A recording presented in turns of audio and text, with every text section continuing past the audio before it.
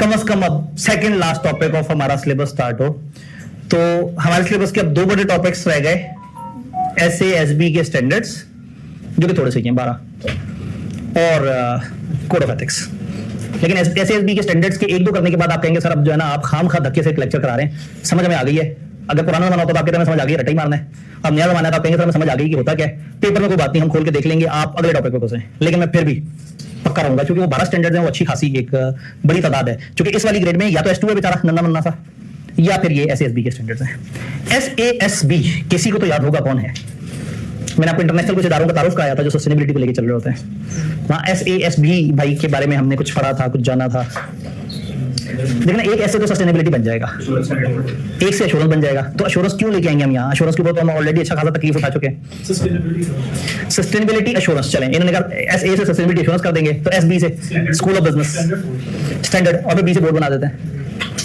हाँ जी, याद है किताब में हमारे चैप्टर है, उस चैप्टर में हमने कुछ इंटरनेशनल इदारों का तारुफ कराया था।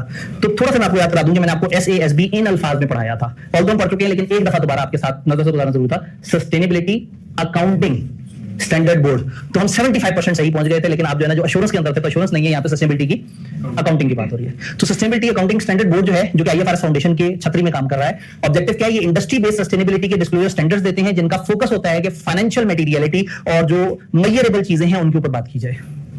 Useful ESG information. अभी ESG क्या होता है? Environment, social, governance. ठीक है, तो ये इंफॉर्मेशन इन्वेस्टर्स के लिए कंपेरेबल मैट्रिसेस की फॉर्म में दे दी जाए। एक बहुत बड़ा प्रॉब्लम क्या था सस्टेनेबिलिटी की रिपोर्टिंग का? कोई स्टैंडर्डाइजेशन नहीं थी। तो फिर कौन आए बहादुर? IFRS S1 ने कहा कि अब हम आ गए हैं, अब हमारा मकसद ये है कि थोड़ी सी स्टैंडर्डाइजेशन हो। अब जितनी भी सस्टेनेबिलिटी के जो लोग स्टैंडर्ड्स में जो डिस्क्लोजर देंगे वो 4 कैटेगरीज में डिवाइड हुए होंगे। क्या थी वो 4 कैटेगरीज?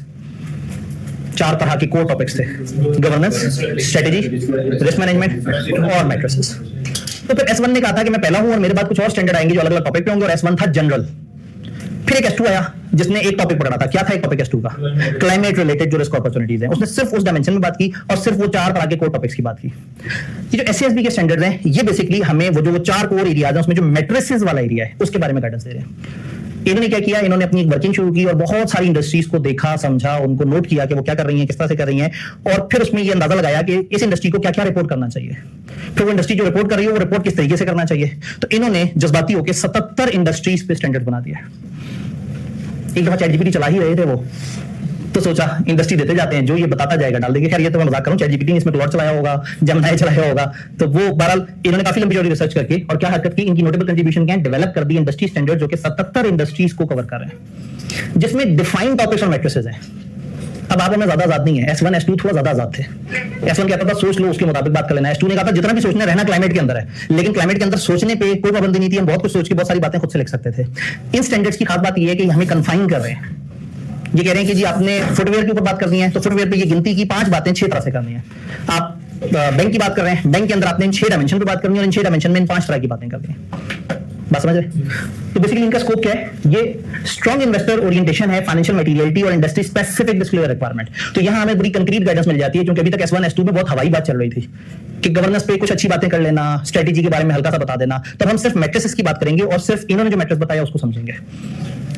चूंकि याद नहीं करना तो कोई मसले वाली बात नहीं है, हम सिर्फ इन जो मेन टॉपिक एरियाज है उनकी एक अंडरस्टैंडिंग डेवलप करेंगे और ये देख लेंगे कि वो स्टैंडर्ड में पेपर में अगर ओपन करना पड़ जाए तो हम ओपन करके वहां से इंफॉर्मेशन कैसे एक्सट्रैक्ट कर सकते हैं। उसके बाद शायद आपको लगेगा कि अब हम हर दिन सिर्फ टाइम वेस्ट कर रहे हैं, क्योंकि हर सेशन में एक नई इंडस्ट्री होगी। अब आज से ऑनवर्ड हम ब्रेक से पहले एक इंडस्ट्री, ब्रेक के बाद एक इंडस्ट्री, फिर अगले लेक्चर में एक इंडस्ट्री, फिर ब्रेक के बाद इंडस्ट्री। तो हम इसको समझें कितने 6 दिन 3 वीक्स 12 सेशंस में तोड़ के कर रहे होंगे। तो अगर किसी वक्त आप जो है वो तंग आ जाए और 6-7 इंडस्ट्रियों के बाद आप कहें सर समझ आ गए, आप बस इंडस्ट्री के बारे में हमसे बातें करते हैं, बता आप भी ज्यादा नहीं सकते क्योंकि आप भी उसी फ्रेमवर्क के कहती हैं कि इन्होंने जो वो बताए हैं आप उसे बाहर तो निकल नहीं सकते, तो सर जी आप ब्रेक लगा दें, कोई बात नहीं, मंजूरी हो गई है, अगला टॉपिक शुरू करें। और एक ये है कि आप कहें कि सर मैंने खुद से पता नहीं कितना पढ़ना है, तो कम से कम जो क्लास में बात हो गई वो सुन ली, वो जहन में रह जाएगी, स्टैंडर्ड तो मैं पेपर में ओपन कर लूंगा।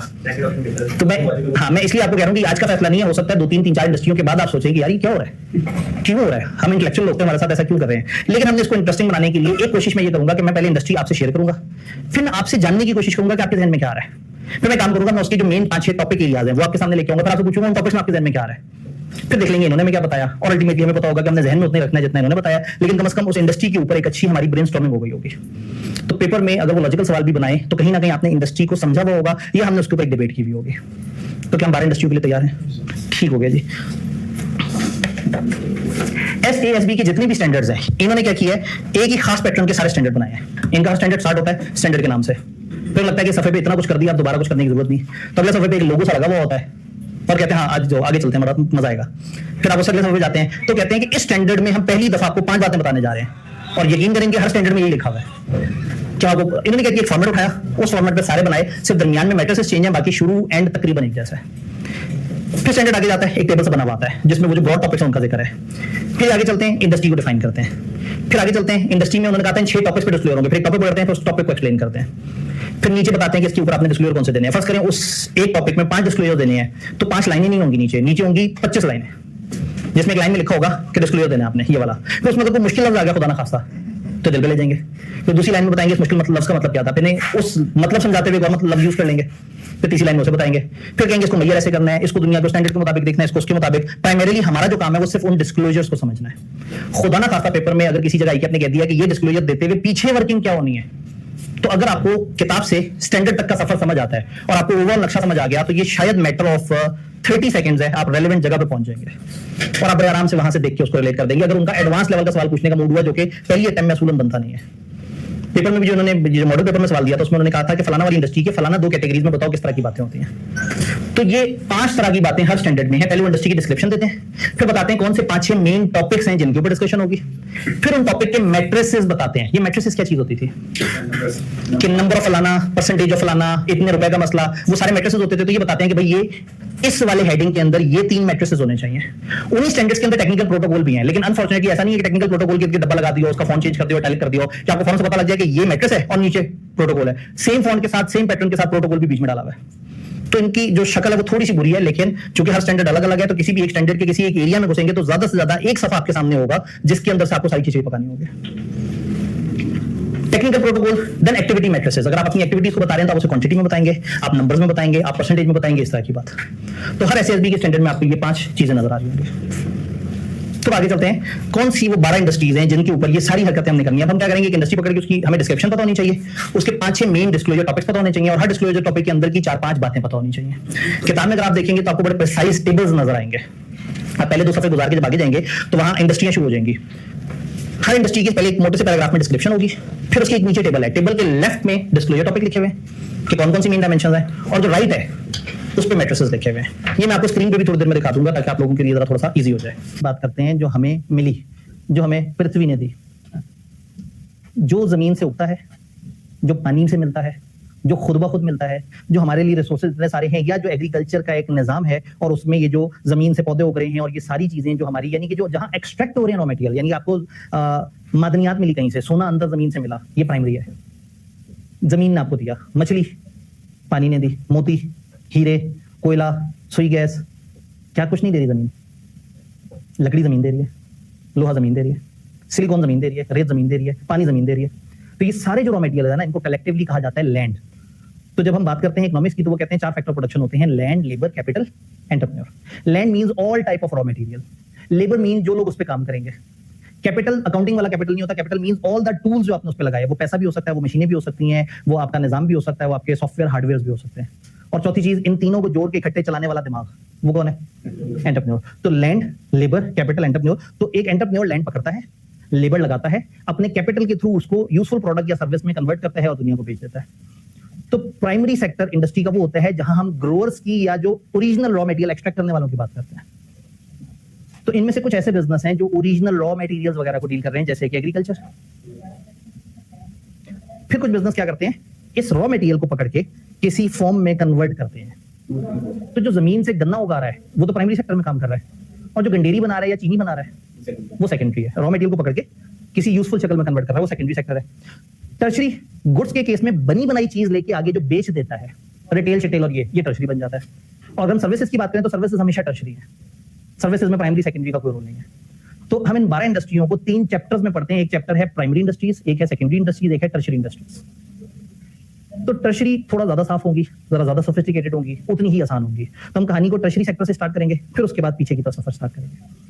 तो प्राइमरी, सेकेंडरी, टर्शियरी समझ आ रहा है। तो अगर आप किताब में इन इंडस्ट्रीज के इंडेक्स में जाएंगे तो वहीं पे हमने उन 3 चैप्टर्स को 3 कैटेगरीज में और यूजर के लिए वही मैट्रिसेस बना दिए हैं कि प्राइमरी में कौन-कौन सा, सेकेंडरी में कौन सा और टर्शियरी में कौन सा। तो इन 12 को हम 3 कैटेगरीज के हिसाब से पढ़ेंगे। जो प्राइमरी उनकी टेंशनें और होंगी, जो सेकेंडरी उनके मसले और होंगे, और जो टर्शियरी हैं उनके मसले और होंगे। पूछने की कोशिश करूं एक-एक करके। एग्रीकल्चर किसमें आएगा? प्राइमरी, ठीक हो गया। Apparel, accessories secondary, automobiles secondary, biotechnology, pharmaceuticals अभी प्राइमरी सेकेंडरी का मिक्सचर है, ठीक है। कुछ चीजें इसमें सोर्स में है, कुछ वो डेवलप हो रही है। केमिकल्स की जो एक्सट्रैक्शन हो रही है प्राइमरी, और केमिकल को किसी खास फॉर्म में कन्वर्ट करेंगे तो सेकेंडरी में जाएगा। Commercial bank tertiary, e commerce tertiary, electric utility and power generators, जमीन से बिजली एक्सट्रैक्ट करते हैं नहीं, तो फिलहाल सेकेंडरी है। लेकिन ये सोलर वाला जो काम है ना, इससे कहीं ना कहीं हम आसमान से भी बिजली खींच रहे हैं। आयरन और स्टील की products secondary, oil and gas exploration primary, professional and commercial services tertiary, telecommunication tertiary. तो ये हम बेसिकली इस कैटेगरी में इसको लेके चलेंगे। तो क्या ये बात समझ आई? तो अब हम हर इंडस्ट्री की शक्ल देखेंगे। मैं पहले आपसे पूछूंगा क्या होता है, फिर अगर कुछ आपने मिस कर दिया तो मैं ऐड कर दूंगा। फिर मैं इसके आपको 5-6 डिस्क्लोजर टॉपिक्स की शक्ल दिखाऊंगा, आप फिर से सोचेंगे, और उसके बाद आपको दिखाऊंगा कि किताब में क्या लिखा हुआ है। हो जाएगा तो टक्कर। टेलीकम्युनिकेशन इंडस्ट्री हमारी पहली इंडस्ट्री। इसको सबसे पहले इसलिए रखा कि पता नहीं बैंकों से आपका पाला पड़ा या नहीं पड़ा, लेकिन टेलीकम्युनिकेशन इंडस्ट्री को आप अच्छी तरह से जानते हैं। क्या क्या शामिल करेंगे इसमें? टेलीकम्युनिकेशन इंडस्ट्री, उस पूरी इंडस्ट्री में आपके ध्यान में क्या आता है? क्या क्या होता होगा इसमें? क्या बनाते होंगे, क्या बेचते होंगे? नेटवर्क देते होंगे, ये सिमें होती होंगी इनकी, को मोबाइल शोबाइल वगैरह सिम के साथ बेचते होंगे, कुछ नहीं बेचते होंगे। टावर्स वगैरह ये लगते होंगे, खुद अपने टावर भी बनाते होंगे, दूसरों को भी बेचते होंगे।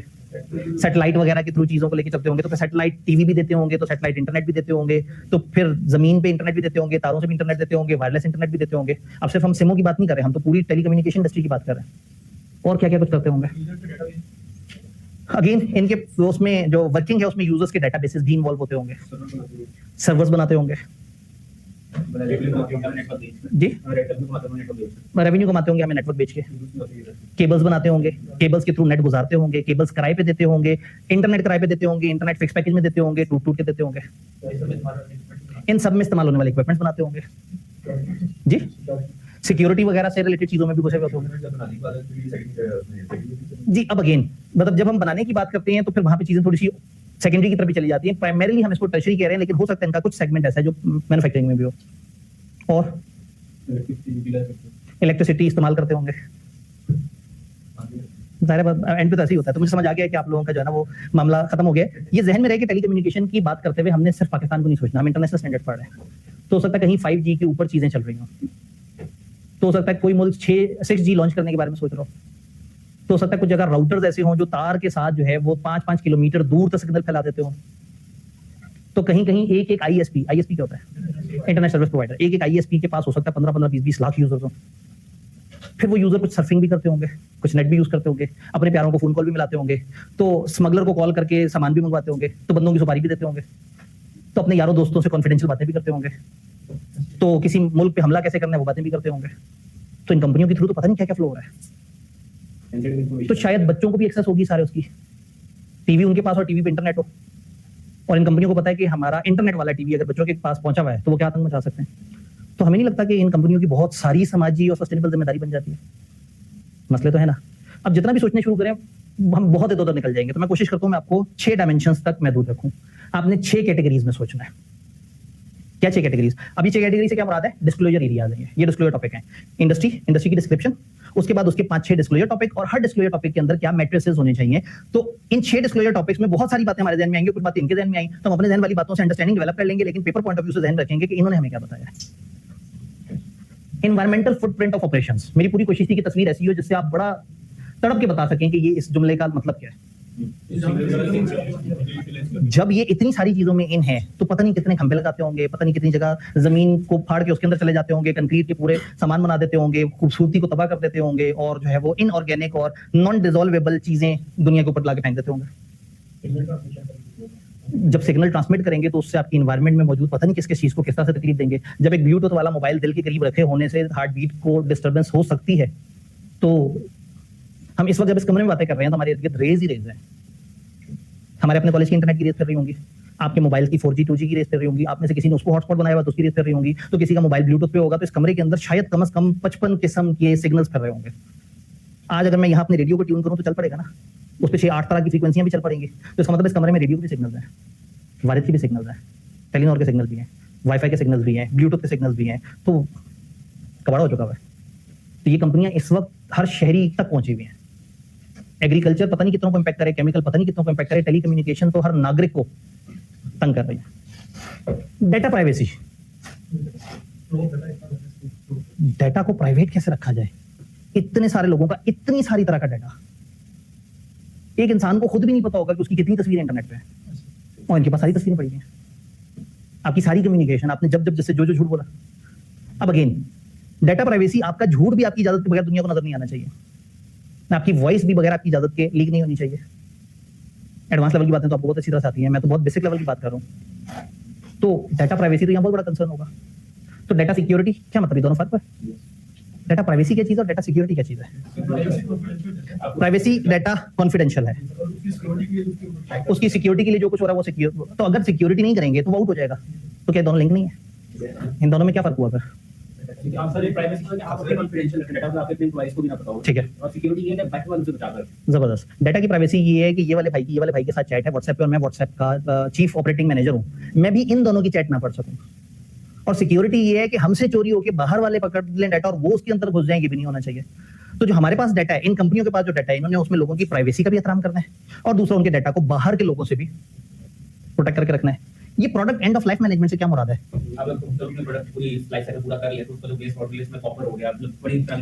भाई पीटीसीएल के इतने सारे लोग जो है वो इंटरनेट लगवाते हैं, पर उनका एक मॉडेम, उनकी डिवाइस इस तरह से होता है, और जब उसे छोड़ते हैं किसी और 4G 3G पे शिफ्ट होते हैं तो वो बेचारा खोखा पड़ा हुआ है। तो अगर पाकिस्तान भर में ऐसे हजारों लाखों खोखे पड़े हुए हों तो ये खोखे कचरे के डब्बों में जाएंगे, कचरे के डब्बों से किसी बड़े कचरे के उसमें जाएंगे और फिर किसी दिन जमीन पे ऐसे करके पड़े हुए होंगे, ना ये जज्ब हो रहे होंगे, जलाएंगे तो गंदी कैसे निकलेंगी, इनमें से अजीब अजीब से धुएं निकलेंगे।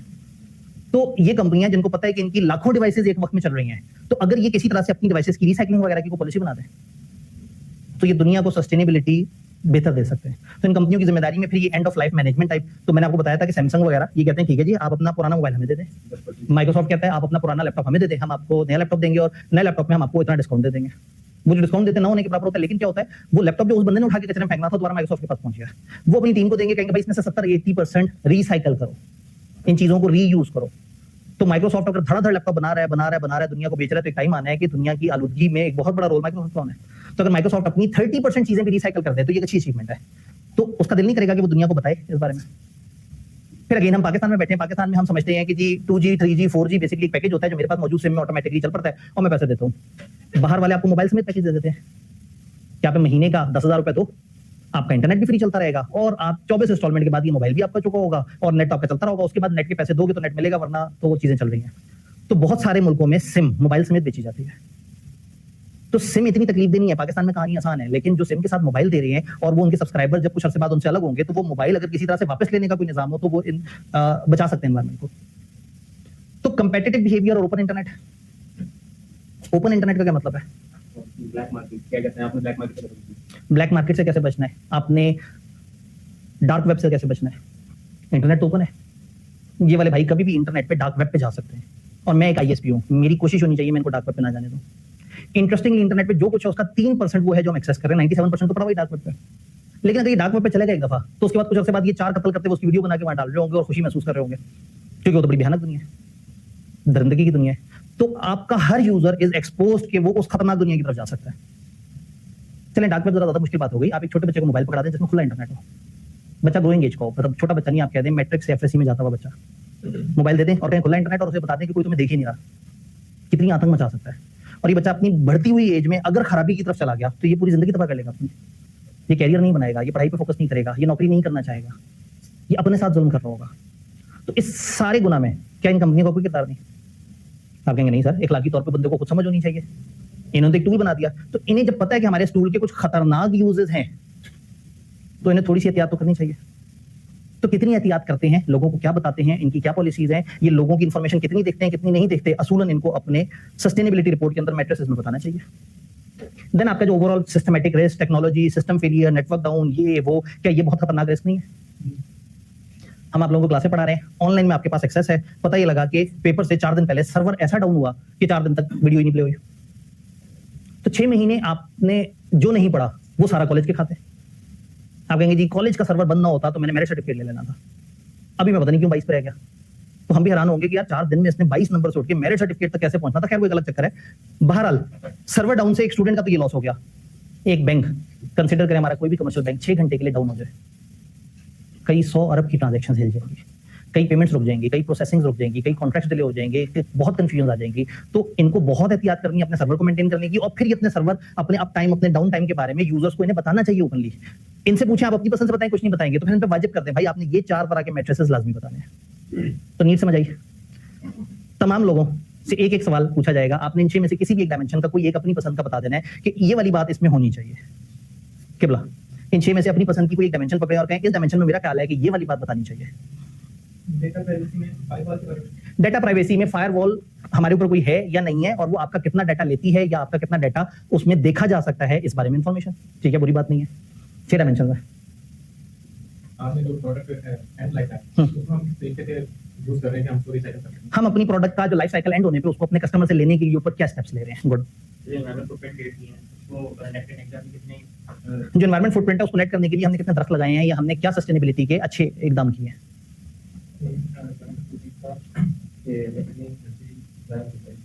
हमने कितनी एनर्जी ज़ाया होने से बचाई है, या हमारे एनर्जी लॉसेस हमने कितने हद तक सेव कर लिए। जी, ओपन इंटरनेट पे बताएं कि हमने क्या चेक्स लगाए और हम कैसे लोगों के डाटा को बाइफरकेट नहीं करते। भाई उन्हीं तारों के अंदर से हमारे ऑफिशियल डॉक्यूमेंट भी जा रहे हैं, उन्हीं तारों के अंदर से हमारी पर्सनल चैट्स भी जा रही हैं, उन्हीं तारों के अंदर से लेक्चर भी प्ले हो रहे हैं, उन्हीं तारों के अंदर से फिल्में भी प्ले हो रही हैं। तो क्या वो हमें हौसला देते हैं कि इस तार के अंदर जो कुछ है वो अंदर झांक के नहीं देखेंगे कि कौन लेक्चर देख रहा है और कौन फिल्म देख रहा है। हक है यूजर का, यूजर ने इंटरनेट पैकेज लिया है तो वो हमारे मालिक थोड़ी बन गए, बाप थोड़ी बन गए। उन्होंने 50 GB लो, हमने उन्हें पैसे दे दिए, अब हम 50 GB को ऑडियो फाइल्स के साथ पूरा करें, फिल्में देख देख के पूरा करें, या डॉक्यूमेंट्स को वो करके, या अपनी डेटाबेस मैनेज करके। असूलन हमें वो बताएं कि हमारे पास कितना हक है और कितना हमारे डाटा को वो नहीं देखेंगे या कितने को वो देखेंगे। प्राइवेसी बड़ी इंपॉर्टेंट चीज है। जी, हम किस मैकेनिज्म से रिसाइकल कर रहे हैं। एक भाई ने कहा था हम उनसे कैसे पकड़ते हैं और उसका क्या तरीका है। एक ने कहा बताएं कि what is the theme of recycling, कि हम इसमें कीबोर्ड को 80% रीयूज करते हैं, हम इसके अंदर से सिलिकॉन को यूं यूज करके उसकी वो तार बना के इस तरह से कर लेते हैं। तो आईडीबीसी के बारे में कुछ बताना चाहिए।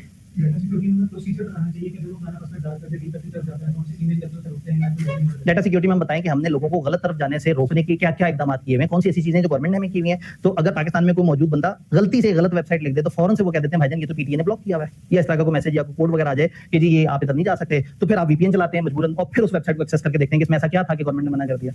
तो बहरहाल हाँ, अभी कंपेटिटिव बिहेवियर में कि ठीक है फिर आजादी भी होनी चाहिए, लेकिन अगर गवर्नमेंट रोके तो गवर्नमेंट तो आपकी आजादी भी रोक सकती है। गवर्नमेंट हैज द पावर कि वो पर्सनल लिबर्टी को डिफाइन करे। गवर्नमेंट से बड़ा बदमाश नहीं है, लेकिन कंपनी तो बदमाशी ना करे, टेलीनॉर तो ना करे, ऐसा पीटीसीएल तो ना करे। गवर्नमेंट ने करना है, जहां गवर्नमेंट कहे वो करें, और जहां गवर्नमेंट खामोश है फिर हमसे ना पूछें कि हमने एक फिल्म 5वीं दफा क्यों देखी, अच्छी लगती थी स्टोरी, देख ली 5वीं दफा। भाई इनका ताल्लुक नहीं बनता ना। डाटा बेचा तुमने, हमने डाटा खरीदा है, अब ये मेरी मर्जी, मैं डाटा को कैसे खाऊं, मैं पूरा महीना ना चलाऊं, ठीक है कोई बात नहीं, मैं जाया कर दूं डाटा को, मसला नहीं। हाँ जी, कहां तक पहुंचे थे हम। डाटा सिक्योरिटी की क्या लेवल है, हम सिक्योर करने के लिए कौन कौन से सर्वर यूज कर रहे हैं, किस हमारे कौन सी चीज के साथ अगर एसएसएल लिखा है तो उसका क्या मतलब है, अगर लाल रंग आ जाए तो उसका क्या मतलब है, इस तरह की बातें बतानी चाहिए।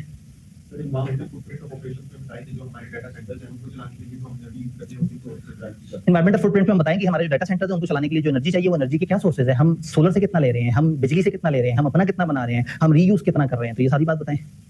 मैंने बहुत प्रॉब्लम ठीक है, ये भाई एसएसबी स्टैंडर्ड की तरह काम करते हैं। आप ना सोचेंगे कि मैं एसएसबी स्टैंडर्ड में जाऊंगा वहां एक मैट्रिक्स लिखा होगा, नहीं, वहां पूरी स्टोरी होगी और बीच में एक मैट्रिक्स होगा, यानी लेकिन बहरहाल बताइए, आप एक एग्जांपल दे रहे थे। क्या कहते हैं इंडिया में टेक्नोलॉजी बात में बोल रहे थे हम लोग, तो बहुत ठीक है, वो तेजी से आगे वहां पर मसला हो गया था कि क्या कहते हैं उनके टावर्स लगे हुए हैं, इनके जो कहते हैं रेस के टावर्स, तो बर्ड्स को बहुत ज्यादा नुकसान हो रहा है। तो बर्ड्स आ ही नहीं पा रहे वहां पर, कुछ बर्ड्स ऐसी जो आगे वो अल्लाह पाक ने कि वो मौसम की तब्दीली करवाती है, वो बर्ड्स भी नहीं आते। तो ये क्लाइमेट की जो आपकी बायोडाइवर्सिटी थी जो कि आपकी सस्टेनेबिलिटी को बेहतर कर रही थी, हमने कहा था कुछ ऐसे समंदर में जानवर हैं जो कि वो उन चीजों को खाते हैं जैसे जमीन टूटने से बचती है, और अगर आप उन जानवरों को खत्म कर देंगे तो वो पानी ओवरराइड कर देगा। तो हमने कहा था कुछ ऑक्सीजन क्रिएट कर रहे होते हैं, तो फिर किसी हर तरह की ब्रीड का अपना अपना कोई वो था। तो इन्होंने बताया कि इंडिया के अंदर एक बड़ा मसला आया था कि उनके कुछ ऐसे टावर्स थे वो इस लेवल की एनर्जी इमिट कर रहे होते थे कि खास किस्म की परिंदों की स्पीशी नहीं आ पा रही थी, और वो स्पीशी ऐसी थी कि जब वो आते थे तो उनकी हैपनिंग से मौसम बेहतर हो जाता था। तो जब वो नहीं आ पाए तो उस इलाके में प्रॉब्लम्स आने शुरू हो गए। तो यस, ये एक बड़ी खतरनाक बात है। तो फिर कंपनियों को बताना चाहिए कि उनके ओवरऑल क्या इंपैक्ट्स हैं, उनके कौन से टावर्स हैं, वो किस किस्म की रेज जनरेट कर रहे हैं, उनमें से कितनी ऐसी रेज हैं जो अभी कुछ जानदारों के लिए खतरनाक हैं, जिनके ऊपर वो काम कर रहे हैं। इस टॉपिक पे एक मूवी भी गालबन बनी थी, रोबोट 2। इन्होंने कहा जी रोबोट 2 जो मूवी है उसमें स्पेसिफिकली इसी तरह से है कि वो परिंदों के साथ कुछ बुरा हो रहा होता था और फिर उसको बचाने के लिए एक रोबोट आता था। ठीक है जी, एआई इंटेलिजेंट बंदा। हाँ जी ठीक है। कौन कौन से रिस्क हमारे सिस्टम में राइज हो रहे हैं, उसका सर्वर्स पे क्या इम्पैक्ट कर रहा है, कौन कौन से रिस्क है जो हम हिट कर रहे हैं, उनका सर्वर पे क्या इम्पैक्ट है, कितना डाउन टाइम हमारा हो सकता है, कौन सा रिस्क हमें टकराएगा तो हमें कितना कितना नुकसान हो सकता है, कितने कितने अरसे के लिए कितनी कितनी हमारी जो वो है फैसिलिटीज वो मुअत्तल हो सकती हैं। हमारे तो वो तार काट जाती है शार्क, शरारती सी शार्क किसी भी वक्त एकदम से समंदर में जाती है और तार काट देती है। जी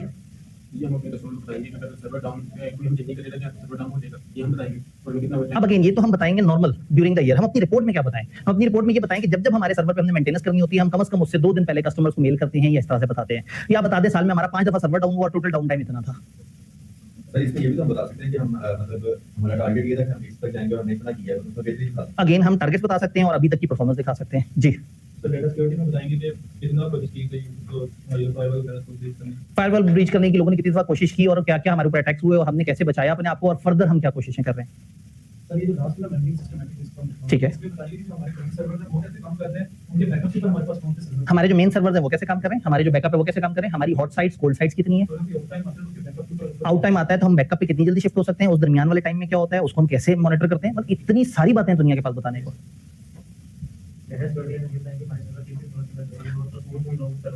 डाटा सिक्योरिटी बताएं हमारे सर्वर कौन कौन से मुल्क में और उन मुल्कों को कौन कौन एक्सेस कर सकता है और कौन कौन से मुल्क की गवर्नमेंट क्या देख सकती है। व्हाट्सएप वाले ये क्लेम करते हैं कि हमारा एंड टू एंड एनक्रिप्टेड है। व्हाट्सएप में 2 बंदों ने जो मैसेज किए हैं वो व्हाट्सएप वाले भी नहीं देख सकते, लेकिन हमारे प्रेस कॉन्फ्रेंसेज में मैसेजेस दिखा दिए जाते हैं। तो इसका मतलब है कि कुछ और लोग इतनी जरूर पावर रखते हैं कि दे हैव ओवरराइडिंग पावर्स और उनके लिए व्हाट्सएप वो इन्फॉर्मेशन अवेलेबल कर देता है।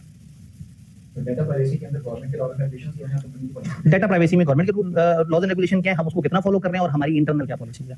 तो आप समझ रहे हैं कि अगर इंडस्ट्री को और से सोचना शुरू करेंगे तो उसके पास लातादाद चीजें हैं डिस्प्ले करने की। तो बजाय इसके कि हर इंडस्ट्री वाले सोचते और पता नहीं कितने कितने डिस्प्ले बना देते, इन्होंने खुद से बाउंड कर दिया कि भाई आपने हमेशा इन 6 टॉपिक्स पर बात करनी है और हर टॉपिक पे जो की बात करनी है उन्होंने वो भी बता दी। तो बस अब सिर्फ हमने हल्की सी रीडिंग करनी है, आपने से कुछ के पॉइंट्स कवर हो जाएंगे, कुछ के शायद ना हो, तो दुखी नहीं होना, कम से कम हम लोगों ने सोचने की कोशिश की, ये ज्यादा इंपॉर्टेंट था। लें जी, एनवायरमेंटल फुटप्रिंट ऑपरेशंस में उन्होंने कहा कि आपने क्या बताना है। ये प्यारी प्यारी सी हेडिंग और ये छोटे छोटे से जुमले ये आपको नोट्स में नजर आ रहे हैं। आप जब ओरिजिनल स्टैंडर्ड में जाते हैं तो वहाँ 1-1.5 लाइन की डिस्कशन होती है और नीचे बहुत सारी और लाइंस होती हैं जो ऊपर वाली लाइन को जरा मजबूत कर रही होती है। एनर्जी कंजम्पशन का मिक्स बताएं, टोटल एनर्जी जो आपने कंज्यूम की गीगा जॉल्स में वो बताएं। ग्रिड का इलेक्ट्रिसिटी शेयर इसमें कितना था और रिन्यूएबल एनर्जी शेयर कितना था, कितना आपने वाटर से पकड़ा था, कितना आपने सोलर या इस तरह का पानी या जो भी आपका रिन्यूएबल सोर्स था उससे कितना पकड़ा था। ऑपरेशनल एफिशिएंसी से रिलेटेड आपने बताना है हम एनर्जी एफिशिएंसी के ऊपर किस तरह से काम कर रहे हैं और रिन्यूएबल सोर्सेस को एक्सपेंड करने की हमारी क्या स्ट्रेटजी है। मैंने किया ये है कि जितने भी डिस्क्लोजर टॉपिक्स हैं इसकी छोटी डिस्कशन यहाँ पे दे दी है। आपके पास किताब में जब ये डिस्क्लोजर टॉपिक्स आते हैं ना तो इसके राइट साइड पे एक नंबर लिखा नजर आ रहा होगा, देखिए डिस्क्लोजर टॉपिक का जो नाम है उसके साथ एक छोटा सा टुनटुना नजर आ रहा होगा, उस पर एक नंबर लिखा हुआ होगा। पता नहीं लिखा भी है नहीं, अभी कच्ची वजह दिखाएं जरा, ना करें बेइज्जती हो गई,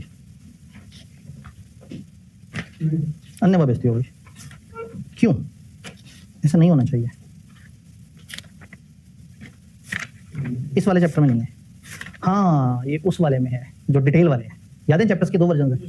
हाँ ये तो एग्जैक्टिव वर्जन है, ठीक है टेंशन नहीं लेनी। तो ये जो भी है इनकी छोटी सी डिस्क्रिप्शन यहाँ पे दी हुई है, एक दफा ऐसे देख लेते हैं और फिर ब्रेक के बाद अगला स्टार्ट करने से पहले मैं एक दफा देख लेता हूँ। मेरे पास अगर यहाँ पे उसकी ड्राइव पड़ी हुई है तो मैं आपको दिखाऊंगी ये चैप्टर हमारे पास 2-3 किस मोड में अवेलेबल है। ओरिजिनल स्टैंडर्ड कैसा दिखता है, ओरिजिनल के डिटेल नोट्स वाला जो डॉक्यूमेंट है वो कैसा दिखता है, और ये जो सुपर स्मार्ट वर्जन है ये कैसा दिखता है। अगर आपने लेक्चर ले लिए तो उसके साथ सुपर स्मार्ट वर्जन काफी है, अगर एक बंदा खुद से देख रहा है तो उसके लिए वो जो डिटेल वाले नोट्स हैं वो, और अगर एक बंदे को बहुत शौक है तो वो ओरिजिनल 12 स्टैंडर्ड्स के वो सारे सफ़े देखना चाहे तो वो उसकी अपनी मर्जी। तो लेक्चर्स के साथ देखने वालों को अगर समझ आ रही है तो कहानी आगे चलेगी। ये बात समझ आई एनवायरमेंटल फुटप्रिंट्स, तो बस जितना इन्होंने कहा उतना करने का जो इन्होंने कहा है। इसका मतलब है ये थोड़ा सा कंप्लायंस है, हम थोड़ी बहुत फ्लेक्सिबिलिटी है हमारे पास, लेकिन for the purpose of paper ये गाइडेंस है कि भाई ये 6 एरियाज में ये वाली बातें आपने करनी है। डेटा प्राइवेसी, डेटा प्राइवेसी में आपकी टारगेटेड एडवर्टाइजमेंट और जो प्राइवेसी है उसकी गवर्नेंस किस तरह से है। जो टारगेटेड एडवर्टाइजमेंट होती है उसके बारे में क्या गाइडलाइन है। फॉर एग्जांपल मैं टेलीनॉर से नंबर्स खरीद के उसके ऊपर जो है वो ताहा टैंक सर्विसेज का मैसेज चला दूं कि हम पानी भरते हैं या हम आपकी पानी की टंकी साफ करते हैं तो आप हमसे ये सर्विस लें और हमसे इतने पैसे लें। तो आपका क्या कसूर है कि आपको अचानक से किसी ने आपके नंबर पे मैसेज कर दिया, आपका नंबर दिया ही क्यों किसी ने। और कई दफा उस पे लिखा होगा डियर मिस्टर आतिफ, अगर आपने अपने घर में जो है वो किसी भी किस्म का लकड़ी का काम करवाना है, तो ये डियर मिस्टर आतिफ को एज अ मिस्टर आतिफ किसने जाना, क्यों जाना, किसके पास था वो नंबर जी? नए और पुराने एसी खरीदो फरोख्त के लिए भी। तो बहरहाल टारगेट एडवर्टाइजिंग की क्या पॉलिसीज हैं, कस्टमर की प्राइवेसी की प्रैक्टिस से रिलेटेड आप डिस्क्लोजर देंगे कि हम कस्टमर्स के डाटा का एहतराम करते हैं, जब तक वो हमें बहुत ज्यादा पैसे नहीं दे देता तब तक हम उसको कस्टमर का डाटा नहीं देते। असल में पाकिस्तान में बैठ के पता नहीं क्या बातें कर रहे हैं हम, लेकिन चूंकि इंटरनेशनल स्टैंडर्ड है तो मान लें कि बाहर की दुनिया इस पे बड़ी अलर्ट होगी, परेशान होगी, और उनको बताना बड़ा जरूरी है कि भाई आप लोगों के पास इस तरह के टारगेटेड मैसेज भी नहीं आएंगे, और अगर आएंगे तो इस वजह से आएंगे कि आपने खुद से अपने ऑप्शन में कहा होगा कि I want to receive promotions, आप उसको अनचेक कर दें, आपको प्रमोशन नहीं मिलेंगे। जैसे हम लोग अपने व्हाट्सएप अपने मुख्तलिफ ऐप्स के अंदर अपनी प्राइवेसी सेटिंग्स में एग्जैक्टली बता सकते हैं कि हम कितना डाटा ऑफिशियल प्लेटफॉर्म से शेयर करना चाहते हैं और कितना शेयर नहीं करना चाहते हैं। इवन अगर आप ये चाहते हैं कि मेरा मैसेज लोगों को ना पता लगे कि मैंने मैसेज पढ़ा है या नहीं पढ़ा, तो मेरे मैसेज के साथ या दूसरों के आए हुए मैसेज के साथ वो नीले टिक भी ना आए। पहले कौन सा बोल दिया?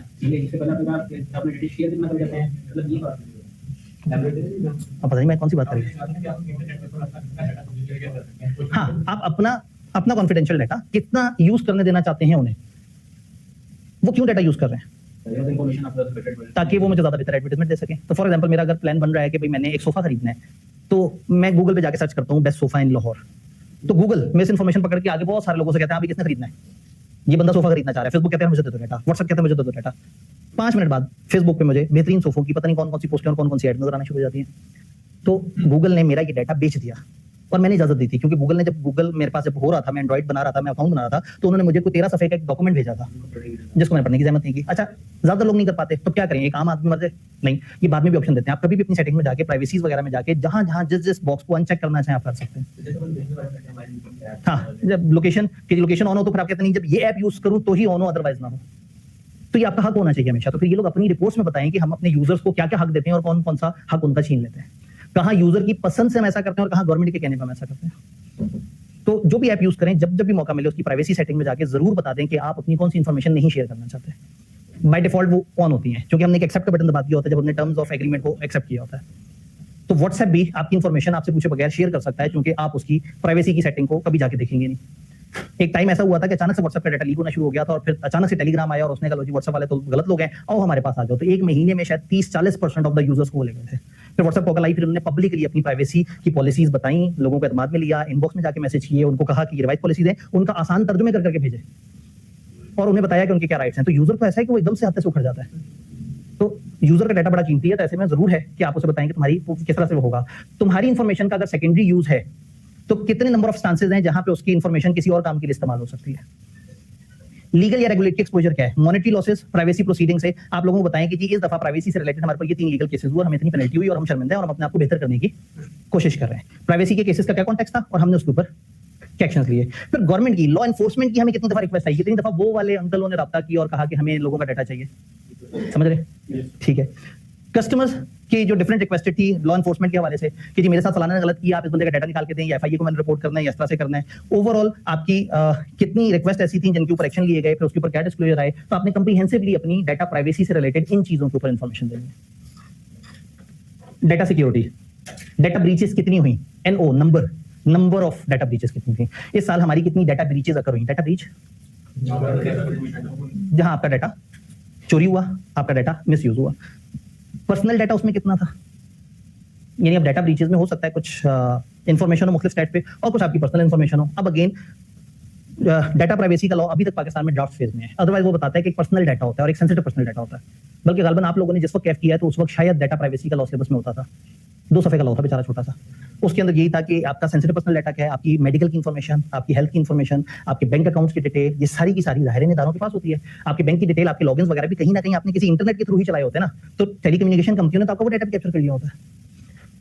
करेक्टिव एक्शंस क्या लिए गए ब्रीचेस के बाद, कितने नंबर ऑफ कस्टमर अफेक्ट हुए थे उन ब्रीच से, साइबर सिक्योरिटी के रिस्क को मैनेज करने की क्या अप्रोच यूज करते हैं आप, आइडेंटिफाई करने की क्या अप्रोच है, एड्रेस करने की क्या है, और थर्ड पार्टी के सिक्योरिटी के स्टैंडर्ड वगैरह आप कौन से यूज कर रहे हैं बताना होगा। इसका मतलब ये है कि थीम समझने के बाद बस इसको हमने देखना है, क्योंकि हम इसमें खुद से कोई प्लस माइनस नहीं कर सकते। Product end of life management, आप अपनी टेक बैक और रिकवरी के आउटकम से रिलेटेड बात करेंगे। आपके materials through take backs, number of कितने टेक बैक्स आपने वो किए। फॉर एग्जांपल आप कह देंगे जी हम लोगों ने इस साल अपनी ये पॉलिसी रखी थी और हमने इतने टेक बैक्स किए।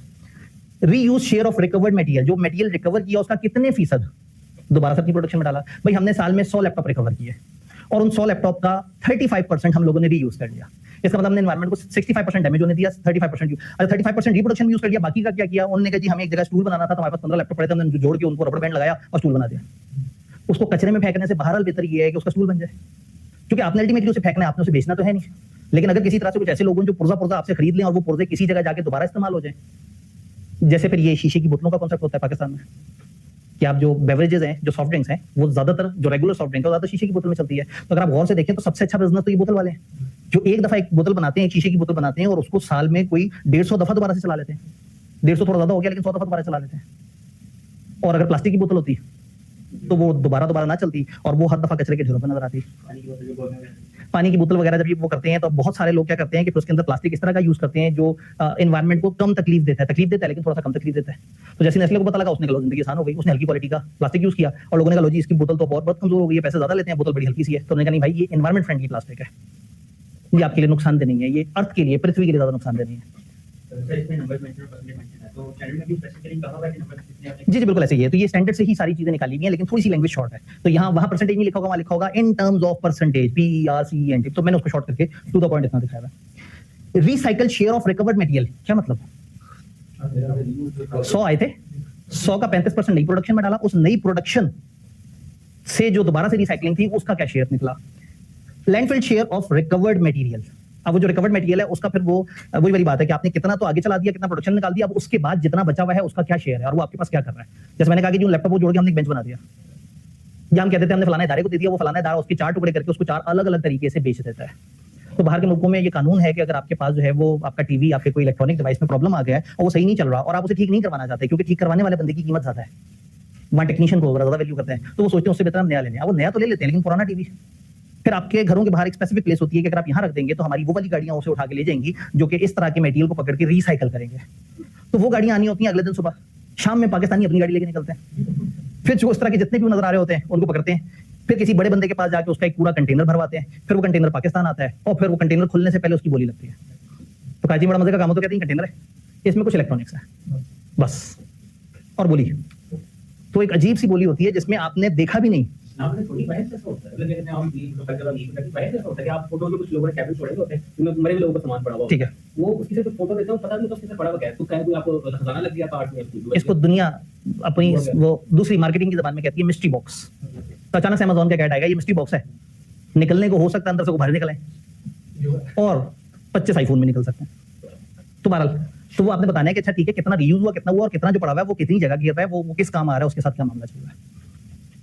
कंपेटिटिव बिहेवियर और ओपन इंटरनेट, ये बड़ा इंपॉर्टेंट बात है। Monetary losses from competition proceeding, competition commission आपके जो मुल्क है उसने आपके खिलाफ कितनी दफा कहा कि यार क्या कर रहे हो, इस्तेसाल क्यों कर रहे हो लोगों के साथ। नीचे का क्या होता है? नीचे बेसिकली इसकी डिस्क्रिप्शन है, इसकी डिस्क्रिप्शन थोड़े से शॉर्ट अल्फाज में, लेकिन चूंकि हमने अकेले दिन ही डिस्कशन कर ली तो फिर दोबारा जरूरत नहीं है। लेकिन मैं आपको दिखा दूंगा कि किताब में भी या ओरिजिनल स्टैंडर्ड में किस जगह किस तरह से आ रहा है। कंपेटिटिव बिहेवियर, आपको कंपटीशन की प्रोसीडिंग से कितने मॉनेटरी लॉसेस हुआ। अचानक से कंपटीशन कमिश्नर पाकिस्तान बीच में आ जाता है और कहता है भाई टेलीनॉर हो, भाई वारिस क्या कर रहे हो, ऐसे तो नहीं करना होता। तो अचानक से पता लगता है कि जैज भाई ने आपको एक मैसेज छोड़ा हुआ था कि आपके मोबाइल पे फलाना पंजाबी गाने की कॉलर टोन एक्टिवेट कर दी गई है, अगर आपको नहीं पसंद तो हमें मैसेज करके बता दें। अब मेरे जैसा बंदा जो 1.5 महीने बाद उस मैसेज तक पहुंचेगा उसका तो डेली 2.5 रुपया कट रहा है। तो ये कौन सी इजाजत है कि आप कहेंगे तो बंद कर देंगे। भाई मेरे कहने पे स्टार्ट होनी चाहिए थी ना। अब इस तरह की इतनी प्रैक्टिस चल रही होती हैं, तो बीच में अचानक से पीटीए जोश में आया, अचानक से कंपटीशन कमीशन जोश में आया, उन्होंने बहुत हेवी पेनल्टीज की, वो सारा कुछ है। बताएं आपको इस किस्म की कितनी पेनल्टीज पड़ी हैं आपके मुल्क के कंपटीशन से, कितने रुपए की, कंपटीशन के क्या केसेस थे, किस कॉन्टेक्स्ट में थे, क्या एतराज था और आपने उसके ऊपर क्या काम किया। नेटवर्क परफॉर्मेंस और open access, average download speed आपकी ओवरऑल क्या रही आपके एसोसिएटेड कंटेंट से जो आप डायरेक्टली दे रहे थे, और अगर आप किसी से शेयर या किसी और के साथ मिलकर दे रहे थे तो उसके साथ एवरेज डाउनलोड स्पीड आपकी क्या रही। फिर आप नेट न्यूट्रल कितने हैं। नेट न्यूट्रल क्या होता है, आप अपने नेट को लेके, लोगों के यूजेज को लेके कितने न्यूट्रल है। भाई मैं एक आईएसपी हूं, मैंने आप सब लोगों को नेट दे दिया और आपने मुझे पैसे दे दिए, तो अब मुझे एक न्यूट्रल किरदार अदा करना चाहिए, पैसे ले लिए, मैं अब आपसे मत पूछूं आप क्या कर रहे हो, लेकिन मेरे पास एक ऐप और मैं साथ साथ देखूं अच्छा ये वाले भाई तो जो है ना हर वक्त लेक्चर लेते रहते हैं, वो वाले भाई जो है ना हमेशा एम्स्टरडैम से कनेक्ट करते हैं। भाई करें उनकी मर्जी, या तो आप कहोगे मैं गलत लोगों को नेट नहीं बेच रहा, और अगर बेच लिया तो फिर आंखें बंद कर लो। तो आप बताएं, अब अंग्रेजों को मसला है कि भाई मैं जो मर्जी करूं, पैसे दिए। तो आपकी नेट न्यूट्रलिटी, आपकी नेट न्यूट्रलिटी प्रैक्टिसेस क्या, आप नेट को लेके कितने न्यूट्रल हैं। आपने पेड पियरिंग प्रैक्टिसेस वगैरह क्या करवाई हैं।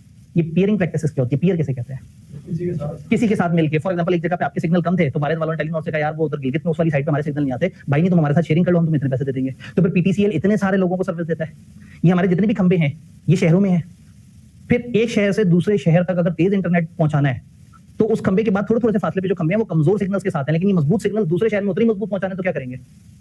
खंबे से तार में जाएंगे, तार से दूसरे शहर में जाएंगे और वहां से उधर के खंबे में जाएंगे और तार होगी पीटीसीएल की, पीटीसीएल उस पर लाइन लेगा और उस तार में कई कंपनियों के सिग्नल जा रहे होंगे और पीटीसीएल के अपने भी सिग्नल जा रहे होंगे। अब कितना मजा है कि पीटीसीएल बेईमानी करके आधे सिग्नल उनके अपने पास कर ले।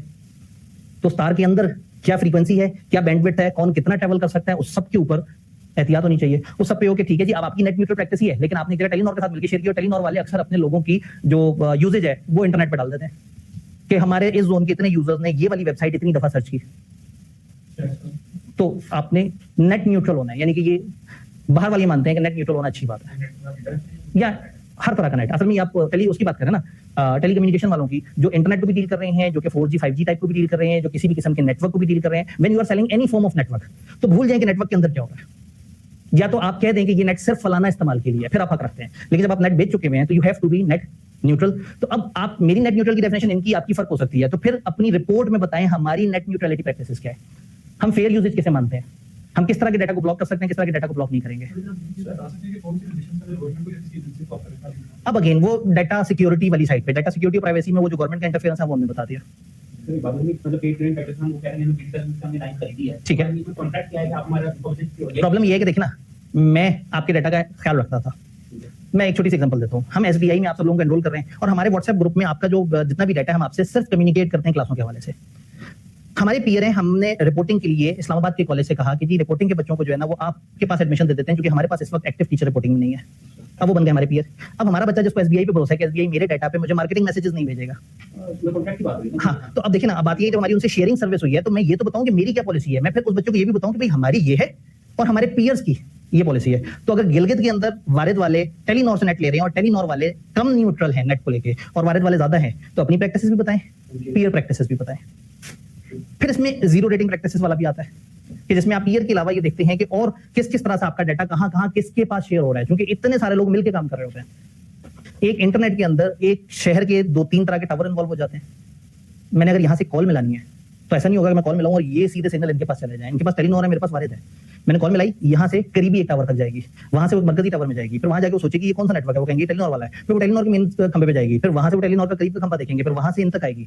दरमियान में कुछ जगह वारिद के सिग्नल यूज होंगे, कुछ जगह टेलीनॉर के यूज होंगे, शायद कोई एक खंबा ऐसा हो जो पीटीसीएल लगा के रिसीव कर रहा हो। इतने सारे इन्वॉल्व हो जाते हैं। तो ऐसे में अपने यूजर्स को बताना है कि जब इतने सारे लोगों में आपका डाटा चल रहा होगा तो हमारी प्रैक्टिस क्या है, हम इसको किस तरह से लेके चलते हैं। इसमें रिस्क अपॉर्चुनिटी दोनों तरह की है, यानी आप ये बता देंगे कि इसमें ये खतरे हैं और इसमें ये अपॉर्चुनिटीज इन्वॉल्व है। अपॉर्चुनिटी हो सकती है कोई, नेट न्यूट्रलिटी में कोई अपॉर्चुनिटी नहीं है। आप लोगों से कहें यार जो मर्जी ऐप चलानी है चला लो, पाकिस्तान में क्रिप्टो बाइनेंस पे चले जाओ, हम नेट के अंदर आगे नहीं पूछेंगे तुम क्या कर रहे हो, बैठ के ट्रेडिंग करते रहो फॉरेक्स पे, बहुत ज्यादा यूजर एंगेज हो जाएगा और सबसे पहले पुलिस वाले आएंगे कहेंगे फॉरेक्स खुदा का खौफ करो, मना है। तो अगेन मतलब इसके अपने, और दूसरा वही वाली बात है ना, हम जिस मुल्क में वहां पे चीजें लिमिट हुई है, हम तो 5GB 4G वाले सिग्नल्स पे यूज करते हैं, वो भी अगर हमारे पास 5G वाले फोन हो, हमारा 4G 3G की रफ्तार पे चलता है। तो खैर हम क्यों उदास हो, हम अगले टॉपिक की तरफ जाते हैं जी। ताल्लुक ही कोई नहीं है, ये सस्टेनेबिलिटी की रिस्क हो जाता है। हाँ बिल्कुल। अब ऐसे में अगर हम एक्सप्लॉइट कर रहे हैं, यानी कि हम एक्सप्लॉइट कर रहे हैं तो क्या होगा, कंपटीशन वाले बीच में कूद पड़ेंगे, कहेंगे क्या कर रहे हो, लोगों के साथ जुल्म कर रहे हो, इस्तेसाल कर रहे हो, बाकी सारे तो इस लेवल पे हैं, तो वो ऑटोमेटिकली यहाँ कवर हो जाएगा। और ऐसे में हमारा दिल करता है कि बहुत सारी और बातें बताई जाए, लेकिन ऐसे एसबी वालों को लगता है कि बस यही बातें बतानी चाहिए, तो यहाँ थोड़ा सा हमारा फ्रेमवर्क बाउंड हो जाता है। आखिरी बात क्या थी, managing systematic risk from technology disruption. Service reliability के मैट्रिसेस आपने बताने हैं, आपके सिस्टम की एवरेज इंटरप्शन ड्यूरेशन इन मिनट्स बताएं कि जब डिस्टर्ब होती है औसतन कितने मिनट्स की रही, सिस्टम एवरेज इंटरप्शन फ्रीक्वेंसी कितनी दफा हुई, औसतन कितने मिनट्स हुई। तो फॉर एग्जांपल हमारी ऐप वाले या आप अगर नियर पीयर की ऐप पे हमारी क्लासेस ले रही हैं और आप कहें कि यार पता नहीं मैं तो बड़ा परेशान ही रहा क्योंकि एक दफा तकरीबन 6 घंटे तक लगातार वो नहीं चला और उसी दिन आप अकेले वाहिद 365 दिन में उस दिन पढ़ना चाहते थे, तो आप तो दुखी हुए हैं। लेकिन शायद अगर हम सेशन एंड पे आपको बताएं कि इस 6 महीने में 2 दफा हमारा सर्वर डाउन हुआ, एक दफा 5 मिनट के लिए और एक दफा 6 घंटे के लिए, तो शायद हम अपने यूजर्स को ज्यादा क्लियर और ट्रांसपेरेंट पिक्चर दिखाएं। तो वो जो सोच रहा था यार ये तो अक्सर बंद हो जाता है, इसलिए कि वो जिस दिन पढ़ने के मूड में था उस दिन नेट बंद हो गया था। तो कितनी दफा कितनी देर के लिए, कस्टमर का एवरेज इंटरप्शन ड्यूरेशन कितना रहा। अब ये तो सिस्टम का डिस्ट्रप्शन था ना, सिस्टम हमारा बंद हुआ, पता लगा रात 3 से लेकर 4 तक सिस्टम डाउन था, लेकिन 10% यूजर रात 3 से 4 के दरमियान थे, तो सिस्टम कितना डाउन हुआ। और उस वक्त फॉर एग्जांपल हम कहेंगे कि हमारा सर्वर डाउन हुआ था लेकिन उस वक्त आपके पेपर से अगला हफ्ता चल रहा था तो आपको इंपैक्ट नहीं हुआ। सिस्टम कितना डाउन हुआ, कितनी दफा डाउन हुआ, कस्टमर्स को कितना इंटरप्शन बर्दाश्त करनी पड़ी, सिग्निफिकेंट डिसरप्शन क्यों हुई थी और हमने उसको कैसे ठीक किया था। फिर कंटिन्यूटी और रेजिलियंस सिस्टम से रिलेटेड हमारे क्या सिस्टम है जो अनइम्पेडिमेंट सर्विसेज को वो करते हैं कि आपकी जो सर्विसेज हैं वो अनइंटरप्टेड चलें, उसके अंदर मसला ना आए, और सर्विस डिसरप्शन पर लो जी प्रिपेयर्डनेस अप्रोच, ठीक है जी मैं बहुत ही साइड से देख रहा हूँ, service disruption preparedness approach, service disruption होगी तो हम उसके लिए कितने तैयार हैं, वो कब होगी, हम उसे कैसे हैंडल करेंगे, और उसके बारे में हम लोगों की क्या अप्रोच होगी जी, अनहर्डल्ड अनहिंडर्ड बगैर डिस्टर्बेंस के जी। नहीं, अभी थोड़ी देर मैंने एग्जांपल दी थी, कौन बताएगा? इन्होंने कहा ये जो कस्टमर की एवरेज इंटरप्शन है और जो सिस्टम की एवरेज इंटरप्शन है ये सेम नहीं होगी। हमने कहा रात 4 से 5 तक, रात 3 से 4 तक सर्वर बंद था, तो सिस्टम इंटरप्शन 1 घंटा फॉर ऑल द यूजर्स अगर उस वक्त ऑनलाइन होते, लेकिन जो यूजर उस वक्त बैठ के लेक्चर देख रहे थे वो 10% थे जी। इसको मिनट्स में कैसे एक्सप्रेस करेंगे एवरेज? उनके पास तो पूरा रिकॉर्ड आ रहा है ना, ठीक है बिल्कुल ऐसे ही है। नहीं, हमने उस परसेंटेज को फिर उस टोटल मिनट से मल्टीप्लाई कर देंगे।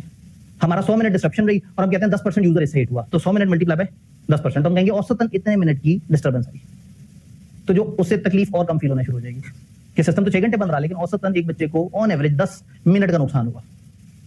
तो ये सबसे पहली इंडस्ट्री थी जिसपे हमने थोड़ा सा टाइम लगाया, क्योंकि हम पहली दफा एसएएसबी के स्टैंडर्ड को देख रहे थे कि वो क्या है, किस तरह से, कुछ और चीजों को देख रहे थे। ब्रेक के बाद एक और इंडस्ट्री देखेंगे और फिर मैं कोशिश करता हूं कि मैं आपको, क्योंकि मेरी अंडरस्टैंडिंग ये है कि मुझे यहाँ पे फोल्डर कोई ना कोई मिल जाएंगे जिसमें मैं फिर आपको बता रहा हूँ कि इसका जो ओरिजिनल स्टैंडर्ड है वो कैसा दिखता है। किताब आपके पास मौजूद है, और एक दरमियान की वो अप्रोच जो मैंने आपसे कहा था कि इन इंडस्ट्रियों से खौफ के मारे मैंने इसके कुछ डिटेल नोट्स भी बनाए थे, लेकिन वो किताब में आ जाते तो वो एक किताब में खाम खा 125 भर जाते सफे, और उसके बाद आपने एंड पे कहना था इसको लगाना तो रट्टा ही है, और ओपन बुक आने के बाद वो बिल्कुल ही जाया हो जाता है। तो मैंने नोट्स वर्जन अलग से बनाया था जो कि तकरीबन 125 सफे का है इन 12 इंडस्ट्रियों का, और जो आपके सामने वर्जन है वो बिल्कुल प्योर सिर्फ मैट्रिसेस बता रहा है, अंदर की इधर उधर की बात ही नहीं कर रहा। अल्टीमेटली वी नीड ओनली ये मैट्रिसेस कि आपने किस डायमेंशन में क्या क्या इंफॉर्मेशन देनी है, लेकिन वहां पे और चीजें क्या और पेपर में आप किसी एक को जाके एक्सट्रैक्ट कैसे करेंगे वो तरीका मैं बताने की कोशिश करूंगा, लेकिन उस सब के लिए आप लोगों के दिमाग दोबारा से फ्रेश होकर मुझे सुन सकें उसके लिए हमें एक ब्रेक की जरूरत होगी। ये भाई कोई सवाल पूछना चाह रहे हैं वो ब्रेक के बीच में ले लेते हैं ताकि कम से कम ब्रेक काउंट होना शुरू हो जाए। 8:36 हो रहे हैं, हाँ जी 8:50 पे इकट्ठे होते हैं और कहानी को आगे बढ़ाते हैं। सराहते ऑफ द बुक, आईके provided data, extra support material, कैसे ही है? ठीक है जी। ये सराहते फाब्दी जो है इनको को ओपन करके देखते हैं। ये सराहते फाब्दी की किताब में जब आप जाते हैं तो आपको फर्दर नोट पोर्शन 12 के 12 चैप्टर्स, क्वेश्चंस और आंसर्स, जो नोट्स के एंड पे किताब में क्वेश्चंस और उनके जो आंसर्स है वो यहाँ है। Additional practice questions and answers, याद है वो जो एक क्यूआर कोड है, 3-3 सवाल इसके साथ और 5-5 सवाल इसके अंदर हर चैप्टर के मौजूद है फॉर एक्स्ट्रा प्रैक्टिस। अगर वो 3-3 सवाल आपने कर लिए हैं तो टू मी एक डिसेंट प्रैक्टिस है, लेकिन कुछ जज्बाती लोग होते हैं वो कहते हैं नहीं सर मतलब मजा ही नहीं आया, सवाल को 50, 60, 70, 80, 90, 100 हो तो फिर मजा आए, तो उन लोगों के लिए एडिशनल प्रैक्टिस क्वेश्चन आंसर। फिर वो एक अलग फोल्डर है SASB स्टैंडर्ड के extra notes for chapter 6 to 8। मैंने आपको बताया था कि इसके जो प्रॉपर जब नोट्स बना के हम लोगों ने जब कंप्लीटनेस को भी इंश्योर किया और कंसाइजनेस के साथ चले तो वो तकरीबन 125 सफे के करीब बन गए थे, 40-40 सफे की 3 औसतन फाइल्स बन गई थी, चैप्टर 6 की, 7 की और 8 की। उसके बाद ये एक्सपेक्टेशन भी थी कि ओपन बुक होने की तरफ जा रहा है, और दूसरा मैं मानता था कि किताब में 125 सफे अगर इन 12 स्टैंडर्ड्स के भरे हुए और अल्टीमेटली काम की बात उसमें सिर्फ वो मैट्रिसेस हो और बाकी इधर उधर की बात की वजह से किताब लेंथी हो जाए तो काम खराब है, और मिस भी नहीं करना चाहता था। तो जहां SASB स्टैंडर्ड स्टार्ट होते हैं तो चैप्टर नंबर 6 पे अगर आप आए तो वहां पे मैंने एक क्यूआर कोड डाला हुआ है। वो क्यूआर कोड ये कहता है कि भाई आप लोगों को इन 3 चैप्टर्स के जो नोट्स नजर आ रही हैं वो एग्जेक्टिव समरीज हैं, आपको डिस्क्लेयर टॉपिक नजर आ रहे हैं और आगे वो मैट्रिसेस नजर आ रहे हैं जो बेसिकली याद रखने या काम की बात है जो आपके ध्यान में होनी चाहिए। लेकिन अगर किसी यूजर को बहुत ज्यादा डिटेल में तलाश है, सर्च है, वो जानना चाहता है, सीखना चाहता है, समझना चाहता है, तो वो इन 3 चैप्टर्स के अंदर उतर के इन नोट्स को देख सकता है। ये नोट्स इसलिए बनाए थे कि तब तक ओपन बुक नहीं हुआ था, तो ये खौफ था कि ऐसा ना हो कि हाईली समराइज फॉर्म में आप पढ़ें और फिर पेपर में किसी जगह पे किसी भी चीज की डिटेल आ जाए और आप कहें कि सर ने तो हमें 2-2 सफे की समझियां देती थी। तो फिलहाल पेपर पॉइंट ऑफ व्यू से उतना ही काफी है जितना किताब में है, लेकिन मैं एक दफा आपको ये भी बता देता हूं कि ये नोट्स किस तरह के दिखते हैं और एक दफा आपको दिखाता हूं ओरिजिनल स्टैंडर्ड किस तरह के दिखते हैं। हम वापस पीछे जाएंगे। ये सराहते फाब्दी की बुक के साथ आईके प्रोवाइडेड डाटा और एक्स्ट्रा सपोर्ट मटेरियल। आईके प्रोवाइडेड डाटा एग्जैक्टली वो जो आईके आपने अपनी वेबसाइट पर अपलोड किया था, most probably this is the very same data जो उन्हें अपने पोर्टल पे भी देना चाहिए। एक भाई ने कहा सर वो जो वेबसाइट पे पड़ा हुआ है उसमें और पोर्टल वाले में कोई फर्क होगा, तो अंडरस्टैंडिंग ये है कि असूलन यही एज इट इज वहां पे मिलना चाहिए। अब इसके अंदर क्या होता है जी, आईके पे प्रोवाइडेड डाटा में ना करें,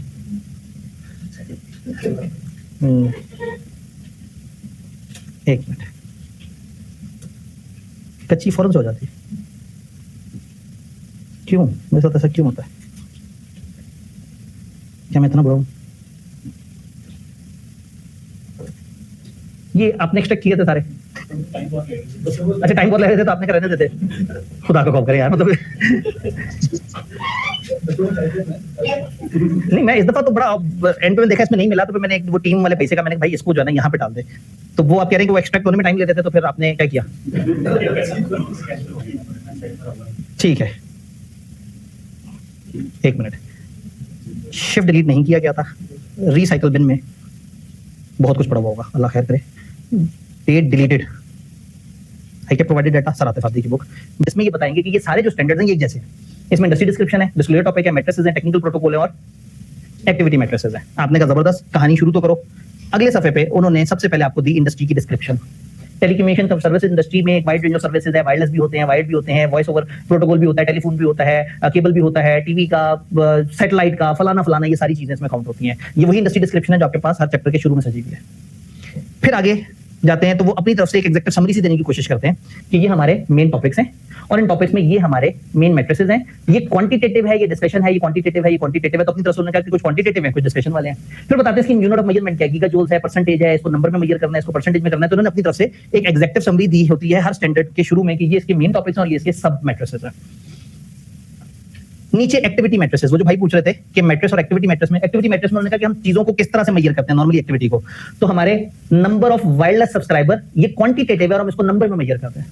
यानी ये इन्फॉर्मेशन अगर ये हमें ना देते तो हम बहुत मुश्किल में आ जाते हैं कि ये number of wireless subscriber, number of wireline subscriber, number of broadband subscriber. तो बेसिकली एक्टिविटी मैट्रिस में एक ओवरऑल मेजरमेंट का बताते हैं कि टिपिकली इस तरह की इंडस्ट्री में किन चीजों को मेजर किया जाता है। अभी तक स्टैंडर्ड शुरू नहीं हुआ, अभी तक सिर्फ लेफ्ट राइट बातें चल जी। वो नीचे फुटनोट्स हैं, फुटनोट्स में बता रहे हैं। फिर इसमें क्या होता है, हर किसी का अपना एक कोड होता है। यानी ये जितने भी ये मैट्रिसेस हैं, हर मैट्रिस का अपना एक कोड है। ये मैट्रिसेस हैं, ये इनका कोड है। फिर वो क्या करते हैं, वो समझते हैं कि यूजर को पता लग गया होगा इन कोड के साथ पहचान होगी, फिर वो इस कोड के साथ हेडिंग देता है और हेडिंग देखने के बाद आगे वो गुफ्तगू शुरू करता है। सबसे पहले उसने बताया एनवायरमेंटल फुटप्रिंट, फिर उस टॉपिक की समरी देखी, एनवायरमेंट फुटप्रिंट का मतलब क्या है। अगेन जो क्लासेस नहीं ले रहा, जो खुद से तकरे मार रहा है, वो जाएगा एनवायरमेंट फुटप्रिंट पढ़ेगा, टॉपिक समरी पढ़ेगा। उसके बाद उन्होंने कहा ये इसके मैट्रिसेस होते हैं और उसके बाद मैट्रिसेस, उसके अंदर की सारी कहानियां लिखते चले गए। यूजर ने ढूंढना है ऐसे करके, entity shall disclose number 1 the total amount of energy it consumed as aggregate figure in gigajoules। अचानक उन्हें ख्याल आया कि इसके ऊपर थोड़ी सी और तफसील भी होना चाहिए। उन्होंने कहा scope of energy consumption include energy from all sources, energy purchase from external sources. अब वो एलैबोरेशन में जा रहे हैं। फिर स्कोप ऑफ एनर्जी कंजम्पशन में एनर्जी डायरेक्टली कंज्यूम्ड है, इनडायरेक्टली कंज्यूम नहीं है। एनर्जी को कैलकुलेट करते हुए फ्यूल और बायोफ्यूल से आपने हायर हीटिंग वैल्यूज लेनी है जो कि फलाना स्टैंडर्ड और फलाना पैटर्न के मुताबिक होनी चाहिए। अब क्या हुआ, वो जो उन्होंने मैट्रिक्स बताया था उसके ऊपर तबसरे करने शुरू कर दिए। ये बहुत क्यूट सा टॉपिक है, 3 लाइनों में बस कर दी उन्होंने, वरना एक हेडिंग आएगी और उसके बाद नीचे कोई 8, 10, 11 लाइंस में उसकी डिस्क्रिप्शन। और कभी कभी नहीं भूल जाता है कि इन्होंने पहले हेडिंग में मैट्रिक्स बताना था और सब हेडिंग में उसकी एक्सप्लेनेशन देनी थी। तो कभी कभी अचानक से मेन हेडिंग में मेजरमेंट आ रही होती है और कई दफा सब हेडिंग में दोबारा से बताना शुरू कर देते हैं कि आपने डिस्क्लोज करना था या नहीं करना था। तो यानी कि ये हमें जरूर पता लग गया कि जो हमारी total energy consume, percentage grid electricity and percentage renewable, ये जो हमारे वो मैट्रिसेस थे वो इधर लिखे हुए हैं। तो पेपर में खुदा ना खास्ता अगर एक सवाल में उन्होंने कहा है कि जी ये जो टेलीकम्युनिकेशन है, हो सकता है आपको बताएं कंपनी फलाना फलाना बिजनेस करती है, कहीं वो कंपनी अपनी सस्टेनेबिलिटी रिपोर्ट में कुछ मैट्रिसेस बताना चाहती है, तो आइडियली उसको अपने एनवायरमेंटल फुटप्रिंट से रिलेटेड कौन सी 3-4 बातें लाजमी बतानी चाहिए। तो आपको ये पता है कि आपको वो मैट्रिसेस पता होने चाहिए। एक तरीका ये कि आपने टेबल्स पर मारा हुआ है, एक तरीका ये कि आपको इन स्टैंडर्ड्स को पढ़ना आता है, कि आपको ये पता लग गया कि ये जो एनवायरमेंटल फुटप्रिंट है उससे रिलेटेड जितने भी ओवरऑल मैट्रिसेस होंगे उनकी पहले बड़ी हेडिंग होगी। हेडिंग बता रही है कि कितने मैट्रिक्स होंगे इसके अंदर। 1 total energy consume, 2 percentage grid electricity and 3 percentage renewable. और नीचे फिर वो इन मैट्रिसेस को बताएंगे और इसके अंदर इसकी मेजरमेंट के मैकेनिज्म भी बताते चले जाएंगे। अब ये देखें इन्होंने क्या किया, काश ये कंसिस्टेंट रहते। इन्होंने 1 में बताया एंटिटी ये डिस्क्लोज करेगी, 2 में का ये डिस्क्लोज करेगी, 3 में का ये डिस्क्लोज करेगी। कितना आसान होता कि हमें पता होता कि जो मेन पॉइंट है ये मेन मैट्रिक्स है और ये जो सब पॉइंट्स हैं ये अंदर की फजूल एक्स्ट्रा डिस्कशन और वो सारा कुछ है। लेकिन चलते चलते अचानक से पॉइंट नंबर 4 में जाके उन्होंने कहा कि एंटिटी जो है वो कन्वर्जन के फैक्टर्स को यूं करके ऐसे मल्टीप्लाई करेंगे। इस तरह की बातें पीछे अंदर आ रही थी, इधर भाई लोगों ने बाहर कर दी। उनका स्टैंडर्ड है, उनकी मर्जी, जिसकी वजह से यूजर काफी तकलीफ में आ जाता है। अगर स्टैंडर्ड बहुत ही सीधा बनाए तो फिर मजा किस बात का। तो ये बेसिकली एक डायमेंशन के ऊपर आपको तकरीबन ये 2 सफे नजर आ गए। फिर डाटा प्राइवेसी आया, मैट्रिसेस आए, उसके अंदर ये डिस्कशन इस तरह से आ गई, कौन कौन से मैट्रिक्स उसके अंदर की जो भी एक्स्ट्रा बात। तो पेपर में ज्यादा से ज्यादा अगर आप सही जगह पे पहुंच गए हैं तो शायद आप एक सफे पे जाके उसकी 2-3 पैराग्राफ में जो एक्स्ट्रा मेजरमेंट और वो मेथोडोलॉजी है आप उसे देख सकेंगे। अब उन्हें भी पता है कि आपके पास स्टैंडर्ड है तो असूलन वो अंदर की बात नहीं पूछेंगे और शायद वो सोचेंगे पूछ लेते हैं इस बच्चे को कौन सा पता लग जाना है ये सुन के कि जी वो एक इंटरनेट सर्विस प्रोवाइडर है, तो ये बच्चा पता नहीं उसको टेलीकम्युनिकेशन सेक्टर में सोचता भी है या नहीं, और पता नहीं उसे पता लगता है कि हम कौन सी डायमेंशन की बात कर रहे हैं और क्या बच्चे ने कभी जिंदगी में स्टैंडर्ड खोल के देखा भी है कि उसमें कौन सी कैटेगरी कहां पे है। तो अगर मैं बताऊं तो ये शुरू में ये टेबल जो कि आपको ओवरऑल बता रहा है कि ये कौन से कोर टॉपिक्स हैं और उनके कौन से मैट्रिसेस हैं। मैंने इन मैट्रिसेस को थोड़ी ज्यादा इंसानी ज़बान में थोड़ा सा ज्यादा कैटेगराइज करके आपके साथ शेयर कर दिया। जो मेजरमेंट नंबर्स वाली है वो ऊपर दिखाती हैं और ज्यादातर पॉलिसीज और इस तरह की चीजें नीचे दिखाती हैं। हाँ, मैंने जो सब हेडिंग यूज की है ना, वो ओरिजिनल स्टैंडर्ड में नहीं है, वो मैंने उस वक्त इसलिए यूज की थी कि अगर ये ओपन बुक नो और लोग याद करना चाहें तो उन्हें पता हो कि यार ये 2 कैटेगरी के अंदर 6 बातें थी। तो अगर आप देखेंगे ना तो आपके टेबल में कुछ हेडिंग और हेडिंग के साथ बुलेट्स है। हेडिंग ओरिजिनल स्टैंडर्ड की नहीं है, ये मेरी एक्स्ट्रा बीच में समझे बिद्दत है जो मैंने डाली थी, इसलिए कि लोग स्टैंडर्ड की तरफ ना जाएं और बस किताब को याद कर लें। अगर ये ओपन बुक पहले से होता तो शायद हम वो उतनी मेहनत ना करनी पड़ती। अब अगर ये स्टैंडर्ड ऐसा ही है तो हम जिन नोट्स का जिक्र कर रहे हैं हमने उसमें क्या कमाल कर दिया, वो भी खोल के देख लेते हैं।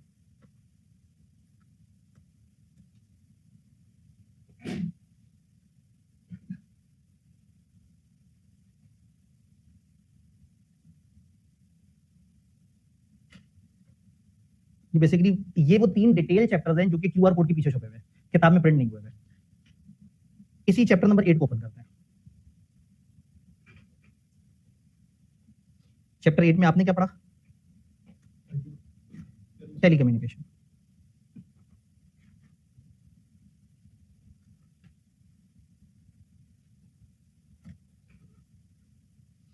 तो वो जो डिटेल नोट्स जो जब तक ओपन बुक एग्जाम नहीं हुआ था उस वक्त ये जो नोट्स थे ये क्या करते हैं, ये सबसे पहले उसकी डिस्क्रिप्शन देते हैं, फिर उसका एक टेबल दे देते हैं जिसमें मेजरिंग यूनिट और इस तरह की सारी बात साइड पे करके सिर्फ एक की टेबल जिसमें टॉपिक्स और स्टैंडर्ड ने उसको किन ऑफिशियल अल्फाज के मैट्रिसेस में बताया है।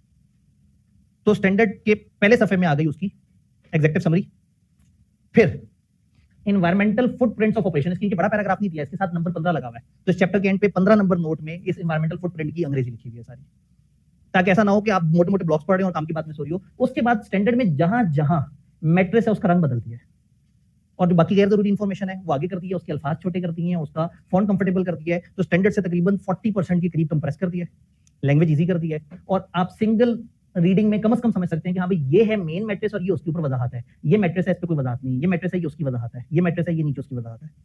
तो ये बेसिकली ये चैप्टर्स इस नियत से बनाए थे कि आप किसी भी टॉपिक में जो ओरिजिनल स्टैंडर्ड को देख के गुम हो जाएंगे तो आपको यहां से पता लग जाएगा कि भाई उस ओरिजिनल स्टैंडर्ड में ये बेसिकली 3-4 मैट्रिक्स हैं और ये अंदर उनकी डिटेल्स हैं। तो ये उन यूजर्स के लिए था जो ज्यादा डिटेल से स्टैंडर्ड पढ़ना चाहते थे और ओरिजिनल स्टैंडर्ड को देख के घबरा जाते। अब शायद ये इतना काम का नहीं रहा ओपन बुक आ जाने के बाद। ओपन बुक आ जाने के बाद हमने क्या करना है, जो मेरी किताब में आपको टेबल फॉर्म में नजर आ रहा है, अब मेरी किताब में किस तरह से नजर आ रहा है वो अभी हम लोगों ने जो स्लाइड्स पे देखा जिस तरह से उसी तरह से, लेकिन जिनके पास किताब नहीं है एक दफा उसकी शक्ल भी देख लेते हैं। जा क्या रहा है, टाइम तो है हमारे पास, नोट्स पोर्शन में उसी को देखते हैं एक दफा। टर्शरी में टेलीकम्युनिकेशन सिस्टम की रैम थोड़ी सी कम है, मेरे ख्याल में 600 MB है शायद, नहीं मजाक कर रहा हूँ, 2 GB तो होनी चाहिए।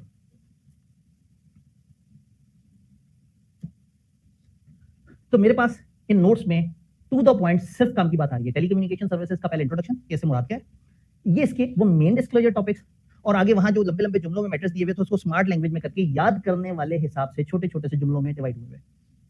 ये हेडिंग्स मेरी अपनी है, यानी कि यहाँ असल में 5 मैट्रिक्स थे, total energy consume, grid electricity share, renewable electricity share, policies to improve, strategy to expand. ये मेरी 2 हेडिंग्स हैं कि एनर्जी कंजम्पशन मिक्स के ऊपर 3 बातें और ऑपरेशनल एफिशिएंसी के ऊपर 2 बातें। मकसद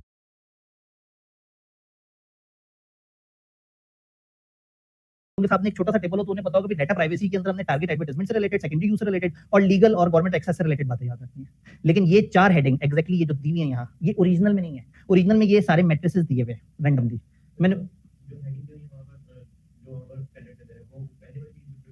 जी बिल्कुल, वो जो वहाँ हेडिंग्स दी हुई है वो ये वाली है, जिसको 1 2 3 नहीं लिखा हुआ था, ये वो चीज है। बस वहां उन्होंने थोड़ा सा लेंथ में उससे ज्यादा एलैबोरेट किया होता है, यहाँ मैंने उसको टू द पॉइंट, वहां उन्होंने गीगा जोज और उसके साथ ब्रैकेट में मैंने जीजे लिख दिया। अब होगा ये कि आप कहेंगे जी इस तरह के लफ्ज अगर अचानक से आ जाए तो हमें पता कैसे लगेगा। तो छठे चैप्टर में जब पहली दफा टेबल आता है तो उस टेबल खत्म होने के बाद एक नोट आता है कि ये वो वर्ड्स हैं जो पहली दफा इस्तेमाल हुए। तो गीगा जोल्स जैसे ही किसी पहले चैप्टर में आया था तो जीजे लिख दिया था कि इस जीजे का मतलब होता है गीगा जोल, इस केडब्ल्यू का मतलब किलोवाट होता है, इसका मतलब इस तरह से होता है। तो छठे चैप्टर में ज्यादा डिस्क्रिप्शन आई, अगली दफा जब वही वर्ड दोबारा रिपीट हुए तो उनको नहीं बताया, फिर अगली दफा नहीं बताया। तो फॉर एग्जांपल टेलीकम्युनिकेशन के एंड पे कुछ भी नहीं है, लेकिन अगर हम जितना पीछे जाएंगे तो वहां हमें कुछ वर्ड नजर आएंगे। जैसे बैंकिंग में एक नया लफ्ज आया ESG, जो इससे पिछले टेबल में नहीं था, तो बता दिया जी एनवायरमेंटल सोशल गवर्नेंस है। GSIB ऊपर टेबल में दिया है तो नीचे बताया कि ग्लोबली सिस्टमैटिकली इंपॉर्टेंट बैंक इसका है। BPS का मतलब है बेसिक पॉइंट।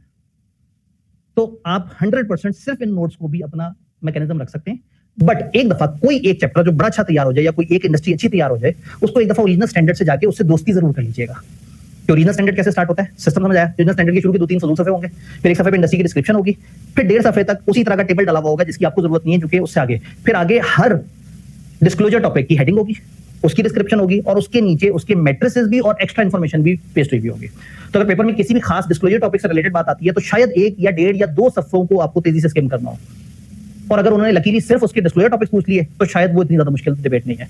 और अगर थोड़ी एडवांस डिस्कशन भी कर रहे हैं और आप सही स्टैंडर्ड की सही जगह पे पहुंच रहे हैं तो ये ज्यादा मुश्किल बात नहीं है।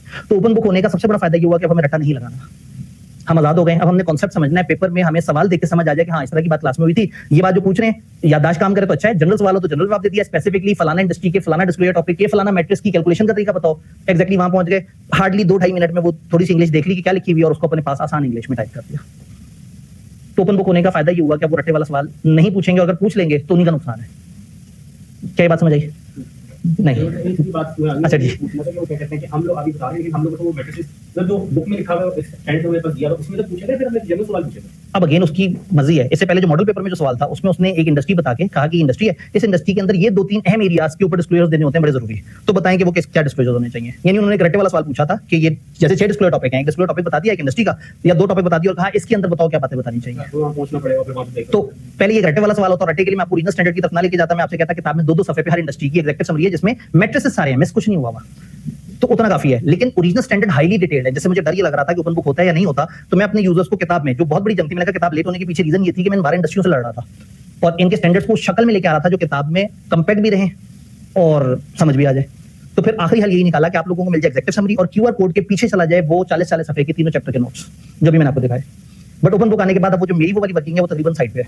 सिर्फ फायदा ये होगा कि आपको 2 सफे पढ़ के समझ नहीं आ रहा है इसमें मैट्रिक्स कौन सा और अंदर की बात क्या है, तो आप उधर से रिलेट कर सकते हैं। उसको हमने अलग कलर से हाईलाइट कर लिया कि ये मैट्रिक्स है और अदर देन दैट कलर बाकी सब एक्स्ट्रा इन्फॉर्मेशन है। जी सर वो आईडिया पे पिछला वाला होता है, ये होता है कि पूरी फेस स्टडी देगा इंडस्ट्री के बारे में और क्या हाँ। इसका डिस्क्लोजर ना। अब अगर ओपन बुक एग्जाम ना होता तो शायद वो आपसे कहते हैं कि टेलीकम्युनिकेशन सेक्टर के अंदर डाटा प्राइवेसी एक बड़ी अहम चीज है, बताओ सस्टेनेबिलिटी रिपोर्ट बनाते हुए उसके कौन से अहम मैट्रिसेस पर डिस्कशन होनी चाहिए। अगर ओपन बुक ना होता तो आप याददाश्त टेस्ट करते। अब अगर ओपन बुक है और उन्हें पता है कि ये चीज ऐसी होगी तो टेलीकम्युनिकेशन नहीं बोलेंगे, वो कहेंगे एक मुल्क में एक टावर लगा हुआ है, उस टावर से वो 5G के सिग्नल रिले करते हैं, लेकिन ये वाली कंपनी टीवी भी अपना बेचती है। ये वाली कंपनी को पिछले दिनों बहुत ज्यादा शिकायतें आ रही हैं, इनका डाटा बहुत ज्यादा ब्रीच हो रहा है, तो ऐसे में बोर्ड ऑफ डायरेक्टर्स इकट्ठे बैठे हैं, वो बहुत परेशान है और वो चाहते हैं कि हम अपने लोगों को एतमाद में लें। अब वो सोच रहे हैं कि एक अच्छी सस्टेनेबिलिटी रिपोर्ट में हम अपने यूजर्स को कुछ अहम इंफॉर्मेशन शेयर करें, आप उनकी मदद करें। तो अब ऐसे में पहले हमने उस बिजनेस को समझ के पता लगे कि टेलीकम्युनिकेशन की बात हो रही है, फिर हमें एक्जैक्टली इस डिस्कशन से पता लगे कि अब हमने उन 6-5 डायमेंशन में से इस डायमेंशन में उतरना है और इस डायमेंशन में से ये 2-3 मैट्रिक्स बताने हैं और सवाब हासिल करना है। इसके यहाँ पे मॉडल केस स्टडी जी, क्या इसके लिए कोई मॉडल की स्टडी बन रही है? इस वक्त जो 8 सवाल हैं उनमें से तकरीबन 3 सवाल ऐसे हैं जो ओपन बुक सपोर्टेड है। हमारे पहले वाले में जी, जो हमारे पहले वाले हैं। असल में उस टाइम पे भी हम थोड़ा सा एक्स्ट्रा खेल गए थे क्योंकि नया नया पेपर था, तो इसलिए कुछ चीजें थोड़ी सी ज्यादा डिटेल से थी। लेकिन अगेन अभी हमारे एक आखिरी इम्तिहान रहता है, याद है हम 2 तरह के इम्तिहान से गुजर चुके हैं, तो आखिरी इम्तिहान में मैं कोशिश करूंगा कि एक अच्छा फाइन पीस ऑफ क्वेश्चन हो जिसको ओपन बुक कॉन्टेक्स्ट में अच्छे तरीके से एड्रेस कर सके। डन हो गया? तो क्या सारा गेम प्लान समझ आ गया? तो क्या करेंगे, क्या समझ आया, आप क्या करेंगे? पहले नोट से पढ़ेंगे, गलत, पहले लेक्चर अटेंड करेंगे। उस इंडस्ट्री की इतनी डिस्कशन होगी, इतनी बातें होंगी, इतनी ब्रेनस्टॉर्मिंग होगी कि कम से कम वो जो लॉजिकल सवाल घूम के आए उसको देख के कहानी, तो सबसे पहले कहानी पकड़ना, पकड़ ली कहानी, तरीका नंबर 1 आप अभी भी रट्टा लगा लें। आप सोचेंगे ना कि किताब ओपन बुक है, 2-2 सफे 12 स्टैंडर्ड्स 24 सफे। एक तरीका ये है कि रट्टा मार लिया जाए और आप किताब में उतरने की स्टैंडर्ड में उतरने की जहमत ही ना करें। उस वक्त जैसे ही वो कहें आपके अच्छा टेलीकम्युनिकेशन उसमें ये था, इसमें ये 3 बातें होती थी, ठकाठक लिख दी। एक ये अप्रोच है, लेकिन शायद ये खामखा टाइम वेस्ट करेगी। अगर आप थोड़ा सा भी दिमाग इस्तेमाल करेंगे तो दूसरी अप्रोच ज्यादा आसान है। लेकिन वो लोग जो कहते हैं कि भाई मैंने पेपर में ज्यादा सोचना नहीं है, बस मुझे याद हो मैंने ठकाठक लिख देना है, तो उन लोगों को सपोर्ट मिल जाएगी। अप्रोच नंबर 2 क्लास समझ ली है, एटलीस्ट एक दफा ये समरियां पढ़ ली हैं।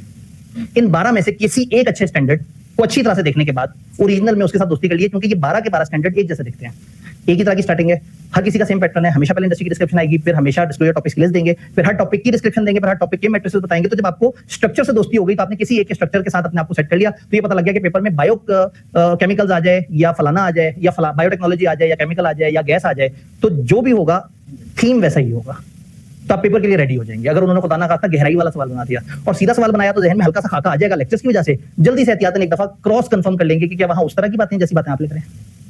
एक बात आप कह रहे हैं बुक में 100 सफे का हम लोग का नोट बनेंगे, स्टैंडर्ड टॉपिक सब बन रहे हैं 2 जिसको 12 टॉपिक 3 वर्जन है, एक सबसे ओरिजिनल वर्जन है, आईकैप ने जो स्टैंडर्ड्स दिए हमें वो जो 77 इंडस्ट्री में से 12 स्टैंडर्ड है, उनमें से कोई 18 सफे का है, कोई 29 सफे का है, कोई 41 सफे का है, कोई 27 सफे का है। ये 12 ओरिजिनल स्टैंडर्ड्स हैं। इन 12 ओरिजिनल स्टैंडर्ड्स को 3 चैप्टर्स में हमने डिवाइड किया और मैंने नोट्स के 2 वर्जन आपको दिए। एक वो वर्जन जो प्रिंट हुआ है किताब में, 2-2 सफे की एग्जैक्ट समरी, काम की बात जितनी चाहिए वो लिखी हुई है, लेकिन जिसको ज्यादा तहकीक करनी है और ओरिजिनल स्टैंडर्ड तक जाते हुए भी मुश्किल होती है उसे, तो वो मजा आता है ओरिजिनल स्टैंडर्ड पे। मैंने ओरिजिनल स्टैंडर्ड और नोट्स के दरमियान की एक चीज बना दी थी जो 40 सफे पर चैप्टर था, पर चैप्टर, पर इंडस्ट्री नहीं, पर चैप्टर। तो एक चैप्टर में अगर 5 इंडस्ट्री है तो समझे 8-10 सफे में एक इंडस्ट्री, और जो ओरिजिनल है वो उससे ज्यादा डिटेल है। तो अब दरमियान वाले लेवल की जरूरत नहीं है, लेकिन अगर आप ओरिजिनल स्टैंडर्ड को देख के बहुत ही उलझन ज्यादा हो जाए तो मेरे वो वाली वर्किंग थोड़ा सा मदद कर सकती है। ओपन बुक के बाद असूलन उसकी जरूरत नहीं है। मुझे सबसे बड़ा दुख ये है कि मेरे सबसे ज्यादा आर्स डिस्प्ले की उसकी जरूरत नहीं है। देखो एसएसबी का आपने स्टैंडर्ड दिखाया है, एसएसबी का वो दो कितने पेज का है, एक स्टैंडर्ड। एक स्टैंडर्ड खोल के देख लेते हैं। आज आपको स्टैंडर्ड की शक्ल दिखाई देते हैं ताकि आपको एक दफा लग समझ जाए कि स्टैंडर्ड की तरफ जाते हुए कितनी तकलीफ हो रही है। लें जी, नहीं यहाँ तो नहीं होगा। सैंपल पे 2 स्टैंडर्ड ओपन कर लेते हैं ताकि थोड़ी सी चस आ जाए। मैं इन्होंने का टेलीकम्युनिकेशन खोल लें। अगर मैंने कहानी टेलीकम्युनिकेशन से शुरू किया तो इसका छोटा स्टैंडर्ड होगा, यानी आहिस्ता आहिस्ता मैंने आपको आसान से मुश्किल की तरफ लेके जाना है, लेकिन स्टिल टेलीकम्युनिकेशन वाला 30 नहीं 1 of 26 26 सफे का है, जिसमें 26वां सफा बड़ा खूबसूरत है, SASB स्टैंडर्ड का मोनोग्राम। 16 सफे काम के। तो टेक्निकली इसमें काम के 16-17 सफे होंगे। ये एक रैंडम सैंपल था, 36 सफे या 28 सफे, 36 सफे, ठीक है, डूएबल है, इजी है, कोई ऐसी टेंशन वाली बात ही नहीं है। इसमें भी 30 सफे, तो आराम से औसत इसका मतलब 30 के आसपास ही लग रहा है। 30 × 12 360 सफे सिंपल। किताब बेचारी जाए। असल में किसी गरीब को इन 360 सफों से गुजर के वो 120 सफे बनाने पड़े, और तकलीफ उसको ये है कि भाई के अपने ओपन बुक कर दिया। पहले कर देता मैं एग्जैक्टिव समरी देता, मैं तो जिंदगी आसान करता। चलो कोई बात नहीं, खैर है। हाँ, आपने तो पढ़ना ही नहीं है, आपने सिर्फ दोस्ती लगानी है ओरिजिनल के साथ, और बस पेपर में इस काबिल हो जाना है कि किसी भी नए स्टैंडर्ड का कोई भी टॉपिक आ जाए तो आप सही जगह पे पहुंच जाए। ठीक है जी, लेकिन इसका हरगिज़ मतलब नहीं है कि हमने अपने जज्बात छोड़ दिए, हम लेक्चर की तरफ वापस आ रहे हैं। बैंकिंग छोटी सी इंडस्ट्री है और अब हमने वो शुरू वाली बातें तो करनी नहीं है जी। टेलीकम्युनिकेशन में क्या? अच्छा हाँ, नहीं वो असल में एक्टिविटी मैट्रिसेस में बेसिकली आपने वो टोटल ऑपरेशंस बताने हैं कि ऑपरेशंस कैसे रिपोर्ट होते हैं, नंबर ऑफ यूजर्स की फॉर्म में, नंबर ऑफ कार्स की फॉर्म में, नंबर ऑफ सब्सक्राइबर्स की फॉर्म में, उस तरह से। तो एक्टिविटी मैट्रिक्स तो बस बेचारा ये है कि आपने अपने परफॉर्मेंस ओवरऑल किस तरह से दिखानी है। कमर्शियल बैंक, घबराए तो नहीं बैठे, क्योंकि आज घबराएंगे तो कल 3 स्टैंडर्ड करने पड़ेंगे। शाबाश, क्योंकि नॉर्मली जब भी मैं ऐसी बात करता हूँ आप कहते हैं हाँ कल, ठीक है, कल तो पता नहीं कब आएगी, तो वो जो है ना वो कल को मुसीबत में डाल देते हैं, आज तो सेव करें। स्टिल आपकी चॉइस है, इंडस्ट्री हमारे पास है, पढ़ेंगे डन। अब आपने हिम्मत कर लिया तो थोड़ा सा जल्दी पढ़ते हैं। क्या होता है कमर्शियल बैंक? क्या करता है कमर्शियल बैंक? भाईजान आप बैंकों पे गहरी नजर रखते हैं, क्या करता है बैंक? क्या करता है बैंक? पैसे, मनी, ट्रांजैक्शंस करता है, इन्वेस्टमेंट्स को देखता है, एसेट मैनेजमेंट वगैरह करता है, पोर्टफोलियोज भी मैनेज कर देता है, आजकल तो इंश्योरेंस वगैरह में भी घुसा हुआ है, डिपॉजिट्स रखता है, लोन्स वगैरह देता है, इलेक्ट्रॉनिक एप्स वगैरह को भी साथ कनेक्ट करता है, गारंटीज देता है, आपके बिहाफ पे चीजें रिसीव करता है, डिस्प्ले करता है। इंटरेस्टिंगली एसएसबी ने कहा यार ये बैंक तो पता नहीं क्या क्या कर रहा है, हम प्योर प्ले बैंकिंग की बात करेंगे, यानी बस मोटी मोटी बैंकिंग की बात करेंगे, जो इंश्योरेंस वगैरह ये नहीं, वो जो बैंक लोगों के पोर्टफोलियो को मैनेज कर रहे हैं उसकी बात नहीं करेंगे। तो अगर हम सिंपली देखें तो वो डिपॉजिट टेकिंग और क्रेडिट में इंटरमीडिएट बनने का जो कोर फंक्शन है, individual, corporates, infrastructure, real estate को लेंडिंग का जो प्रोसेस है, of efficient capital allocation economy के अंदर, उसके अंदर बैंक का बड़ा इंपॉर्टेंट रोल है। बैंक डिपॉजिट्स रख रहे हैं, पैसों को कंट्रोल कर रहे हैं, स्टेट बैंक की मॉनेटरी पॉलिसी में हेल्प कर रहे हैं, तो बैंकों का ये सारा मामला है। फिर इंडस्ट्री के डिस्क्रिप्शन ने ये बताया कि 2008 के बाद काफी रिफॉर्म्स आई, जिसके बाद बैंकिंग काफी कम्प्लेक्स और पेचीदा हो गई, बैंकों के लिए ऑपरेट करना काफी मुश्किल हो गया, केवाईसी पॉलिसीज बहुत आ गई। ये क्या होता है केवाईसी? नो योर कस्टमर, क्योंकि ये होता था कि लोग अपना पैसा गलत सही उठा के बैंकों में पार्क कर देते थे और बैंक खाम मनी लॉन्ड्रिंग में पकड़ा जाता था। तो बैंक अपने तमाम कस्टमर से नो योर कस्टमर पॉलिसी पे चलेगा, उनसे पूछेगा क्या पर्पस है, क्या है, अकाउंट क्यों खुलवा रहे हो, ये पैसा क्यों आया, इतना ज्यादा पैसा क्यों है। तो बैंकों के ऊपर चीजें थोड़ी सख्त होती चली गई। हमारा जो स्कोप होगा वो लिमिटेड होगा, प्योर प्ले बैंकिंग। हमने investment banking, insurance, asset management, इस तरह की चीजों को हम लोगों ने काउंट नहीं करना। तो अब बैंक, अगले सफे पे जाने से पहले आपको क्या लगता है कि बैंकों में किस किस किस्म की चीजें रिपोर्ट करनी चाहिए? अच्छा, ज़हन में रहे कि सस्टेनेबिलिटी सिर्फ फिजिकल सस्टेनेबिलिटी नहीं है, सोशल सस्टेनेबिलिटी भी है। वो जो डाटा ब्रीचेस या लोगों का प्राइवेट डाटा था, वो एनवायरमेंट डिस्टर्ब नहीं हो रही थी, उससे लोग डिस्टर्ब हो रहे थे। तो आपने सोशल और फिजिकल एनवायरमेंट दोनों को ध्यान रखना है। तो बैंकों का क्या, आपको क्या लगता है कि बैंक किस किस तरह से माशरे में अहम किरदार अदा कर रहे हैं और क्या उनके एनवायरमेंटल इंपैक्ट्स हैं? वो स्कैम से लोगों को कैसे बचा रहे हैं, वो पैसा सेव कर रहे हैं, उससे इकोनॉमी को क्या फायदा हो रहा है, लोगों को उनके पास डाटा कितना सारा पड़ा हुआ है, मनी लॉन्ड्रिंग में कितनों को फैसिलिटेट किया, कितनों को पकड़ा, कहां गवर्नमेंट की कितनी मदद की, फाइनेंसिंग कितनी दी, कौन सी फाइनेंसिंग, ग्रीन फाइनेंसिंग कितनी थी, लोगों का कितना पैसा इनके पास पड़ा हुआ है, ये कहां कहां इन्वेस्ट कर रहे हैं, इनकी इनिशिएटिव में समाज सेवा कितनी है, अवेयर कितना कर रहे हैं लोगों को, और पैसे को सर्कुलेशन में कितना रखा हुआ है, इन्वेस्टमेंट्स में कितना रखा हुआ है, यूजर्स तो सब जानना चाहते हैं। और अकाउंट्स की प्राइवेसी ब्रीचेस क्या हुई हैं, अकाउंट्स में कितने लोग थे, आपकी क्या पॉलिसीज थी, आप अपने कस्टमर्स के डाटा को प्रोटेक्ट कैसे कर रहे हैं, फिर भी ब्रीचेस हुई हैं तो वो भी जानना चाहते होंगे लोग। ऑनलाइन मोबाइल एप्लीकेशन में फिर डाउन टाइम और इस तरह की बातें भी होनी चाहिए। अब अगेन ना, पहले हम एक जनरल तजर्बा करते हैं, उससे क्या होता है, कुछ नहीं होता, या तो हमने किताब वाला करना होगा, दिमाग खुल जाता है, थोड़ा सा सोचने का आ जाता है कि हाँ भाई बैंक में इस तरह से होता होगा। जी, इस दफा कितने नए कस्टमर्स आए, हमने कितने ज्यादा लोगों को सर्व करना शुरू किया, कितने लोगों की चीजों को कितने हिफाजत से रखा, हमने कितने लोगों की कितनी कीमती चीजों को कितने अर्से तक महफूज रखा, कितने लोगों को जॉब दी, हमने गरीबों को घर लेने में कितनी मदद दी, सस्ते लोन देके, डिस्काउंटेड लोन देके, गवर्नमेंट के इनिशिएटिव्स वो भी तो होते हैं जी, डोनेशंस कितनी की, इंडस्ट्री लोन वगैरह कितने दिए, इंटरेस्ट फ्री लोन्स कितने दिए, बोर्ड में जो होती है उसकी एलसीज वगैरह में हमने क्या वो किया, लोगों को इंपोर्ट एक्सपोर्ट में पाकिस्तान को balance of payment, balance of trade बेहतर करने के लिए हम लोगों ने क्या रोल प्ले किए, किसी स्पेसिफिक इंडस्ट्री को, कॉटेज इंडस्ट्री को सपोर्ट करने के लिए हमने क्या मदद की, छोटे सनतकार के लिए हमने क्या मदद की, सोलर लगाने वालों को हमने कितनी मदद की। अच्छा, एनवायरमेंटल इंपैक्ट भी तो होते होंगे बैंक के, फिजिकल एनवायरमेंट के। हमने अपने हर एटीएम से, जैसे ही एक बंदा कहता है मुझे बैलेंस देखना है, तो उसे हमने कहा कि पर्ची जो है वो एनवायरमेंट का कत्ल है, अगर फिर भी तुम्हें पर्ची चाहिए तो 3.33 रुपए दो, ताकि जो है ना वो तुम्हें नुकसान महसूस हो। हमें हमेशा यही होता है कि वो इतनी सी पर्ची पे तो सस्टेनेबिलिटी आ गई, और वो जो इतना बड़ा एसी मुसलसल 24 घंटे उस एटीएम पे चल रहा है, उसको काउंट कोई नहीं करता। जो हम लोग इतना बैंक का मतलब है, पाकिस्तान भर में सैकड़ों ब्रांच हैं, ये सैकड़ों ब्रांचों में हजारों एसी लगे हुए होंगे, ये हजारों एसी लाखों आवर्स से ज्यादा चलते होंगे, या शायद करोड़ों आवर्स चलते होंगे साल में, तो ये जब मल्टीप्लाई होते होंगे तो इससे जो बिजली होती होगी, हम सोलर से कितनी ले रहे हैं और कितनी वापस से ले रहे हैं, कितनी खराब वाली है कितनी साफ वाली है। फिर बैंकों में कागज कितना इस्तेमाल होता है, जनरेटर क्या क्या आतंक मचा के रखता है बैंक में। आपने ये कॉलेज को तो उठा के फौरन नॉन सस्टेनेबल बना दिया था, आप याद करें सारी इंडस्ट्री में सबसे ज्यादा बुरा कॉलेज था, इसलिए तो गवर्नमेंट ने एनर्जी की क्राइसिस के लिए हमें बंद करना शुरू कर दिया। लेक्चर सुन लिया होगा उन्होंने, फर्स्ट सेकंड और थर्ड एमिशन, ये बैंक के लिए बड़ा इंपॉर्टेंट होगा। हम कितने लोगों को घर बैठने पे मोटिवेट करते हैं, स्टैंडर्ड चार्टर्ड बैंक कोई भी काम हो, आपसे कहते हैं यार ऐप के ऊपर कर दो, क्यों बैंक चक्कर लगाते हो, कार्ड रिन्यू करवाना है, आईडी कार्ड नहीं देना है, हर चीज घर बैठे बैठे करो, बैंक मत चक्कर लगाना, क्योंकि वहां चक्कर लगाए तो उन्हें पता ही कुछ नहीं होता। और जी, लोगों को इंतजार कितना कराते हैं, हम लोगों को हेल्प कितना करते हैं, बैठे हुए लोगों को चाय पानी पूछते हैं नहीं पूछते। तो असल में ये ऐसे टॉपिक्स हैं जिनकी बाउंड्रीज कोई नहीं, तो इसलिए हम तंग आके कहते हैं ऐसे एसबी सरकार जो तुसी दसना है वो सही है। हमारा दिमाग बहुत घूम रहा है, लेकिन कम से कम हमें बैंकिंग का निजाम समझ आ रहा है। अब थोड़ा सा ज्यादा स्पेसिफिक करते हैं, बहुत ओपन खेल लिया। 6 टॉपिक एरियाज हैं आपके पास, data security, financial inclusion and capacity building, लोगों को वो जो आप वो कर रहे हैं, स्ट्रेंथन कर रहे हैं। ESG फैक्टर अपने क्रेडिट एनालिसिस में, जब आप क्रेडिट पोर्टफोलियो को देख रहे हैं तो आप उसमें ये एनवायरमेंटल सोशल गवर्नेंस के इंपैक्ट्स को कितना देख रहे हैं। फाइनेंस एमिशन, आप उनको लोन दे रहे हैं जो धुआं उड़ाए जा रहे हैं, तो कहीं ना कहीं उनके बहुत बड़े धुआं उड़ाने में आपका किरदार है, आपने लोन दिया था, आपके लोन से उन्होंने वो फैक्ट्रियां लगाई हैं जो फैक्ट्रियां धुआं उड़ा रही हैं। बिजनेस एथिक्स, ओवरऑल बैंक के अपने बिजनेस एथिक्स वगैरह क्या है, किस तरह से, और सिस्टमैटिक रिस्क मैनेजमेंट। जाहिर है जब बैंक की बात करेंगे तो फिर वो जब टेलीकम्युनिकेशन में इतनी बात करी तो बैंक में तो है ही गेम पैसे की, उधर तो आपका वॉइस लीक हो रहा था, इधर तो आपके पैसे लीक हो रहे हैं।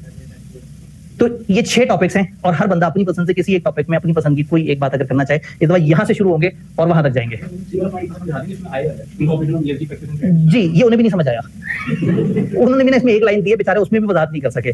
बेसिकली देखें, आप क्रेडिट एनालिसिस कर रहे हैं ना, क्रेडिट एनालिसिस करते हुए अपने क्रेडिट पोर्टफोलियो को देख रहे होते हैं, तो ऐसे में मुझे पता लगा कि ये भाई साहब है, ये भाई साहब है, ये भाई साहब है, ये 3 है, और ये 3 हमारे क्रेडिट पोर्टफोलियो में नजर आ रहे हैं। ये वाले भाई की जो इदारे के अंदर गवर्नेंस है बहुत बुरी, और ये अपने मजदूरों के साथ बहुत बुरे हैं।